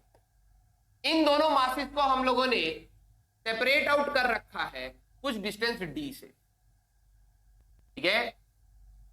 तो इनके बीच का मतलब ये मास किस तरीके से टूटे, ऐसी इलेक्ट्रोस्टैटिक्स में ये चार्ज किस तरीके से टूटे कि फोर्स मैक्सिमम हो जाए। बहुत स्टैंडर्ड क्वेश्चन है, आधा आधा में टूटना चाहिए। कैसे आता है जरा देखो भाई, किसी भी डिस्टेंस डी पर इनके बीच का फोर्स लिखूं तो that will be G M into M minus M by D square. हाँ या ना? रिजल्ट तो डायरेक्टली याद कर लो कि कोई भी मास या कोई भी चार्ज जब आधा आधा टूटता है 1:1 रेशियो में, तभी हमारे पास फोर्स मैक्सिमम होता है। सर आया कैसे? इन्होंने मैक्सिमा यूज कर लिया ना, तो मैथमेटिक्स का एक वो होता था कि मैक्सिमा मिनिमा में फंक्शन बनाओ, डिफरेंशिएट करो, इक्वल टू 0 डालो। सुना तो होगा, करा नहीं तो सुना तो होगा ना। तो वही चीज, किस चीज को मैक्सिमाइज करने की कह रहा? फोर्स। ये रहा फोर्स, इसको dF बाय वेरिएबल क्या है, ये कैसे टूटा है हमें नहीं पता, तो वेरिएबल इज दिस, ठीक है? तो वेरिएबल के रिस्पेक्ट में डिफरेंशिएट करो dF बाय dm। मैं इसको जरा ऐसे लिख लेता हूं, g by D square, bracket open कर लो, mm minus m square, otherwise product rule लगाना पड़ेगा, ठीक है? तो ये अगर मैं इसको डिफरेंशिएट करूंगा बेटा तो ये आ जाएगा g by D square capital M minus 2m equal to 0 डालो, तो m इक्वल टू 2m, मतलब m की बात करोगे तो आधा आधा टूटना चाहिए। मींस अगर 10 kg है तो 5 kg, तो मतलब किस हिस्से में टूटेगा? 1:1, ठीक है? 1:1 रेशियो में हमारे पास टूटना चाहिए, ठीक है? तो आई होप आपके सारे क्वेश्चन बेटा जो क्लब किए गए हैं, इसमें सारी चीजें हम लोगों ने यूज करी, ग्रेविटेशनल इंटेंसिटी का भी, फोर्स का भी, सेंट्रीपिटल फोर्स का भी, केपलर्स लॉ का भी, पोटेंशियल एनर्जी का भी, शेल का भी, ठीक है? तो सारी चीजें हम लोगों ने क्लब करके एक स्मॉल रिवीजन क्लास रखी, ठीक है? तो आई होप आपको ये सारी चीजें समझ आई होंगी। मुझे क्योंकि मैंने 2 पार्ट में इस वीडियो को बनाया है, रीजन बीइंग क्योंकि मुझे लग रहा था माइक में कुछ इशू है, क्योंकि माइक फ्लक्चुएट कर रहा है। तो अगर पहले वाले पार्ट में थोड़ा सा माइक का इशू होगा तो थोड़ा सा कोऑपरेट करिए, ठीक है? लॉकडाउन का टाइम है और इतना मैनेज नहीं हो पा रहा है, किसी तरीके से हम आ रहे हैं, किसी तरीके से क्लास हो रही है, ठीक है? तो वही है कि सिलेबस ना रुके, आपकी मेहनत जो आप कर रहे हैं घर पे वो रुके ना, इसके लिए मिलता रहे आपको कंटेंट, ठीक है? तो माइक का अगर थोड़ा बहुत इशू है तो जस्ट लेट मी नो, ठीक है? ग्रुप डाल देना, मैं वही मैसेज एक बार सर को या फिर टीम को आगे फॉरवर्ड कर दूंगा, there is some issue with the mic and student. हो सकता है माइक का इशू है बट वो मैनेजेबल है, तो चलो अभी के लिए हम लोग चला सकते हैं।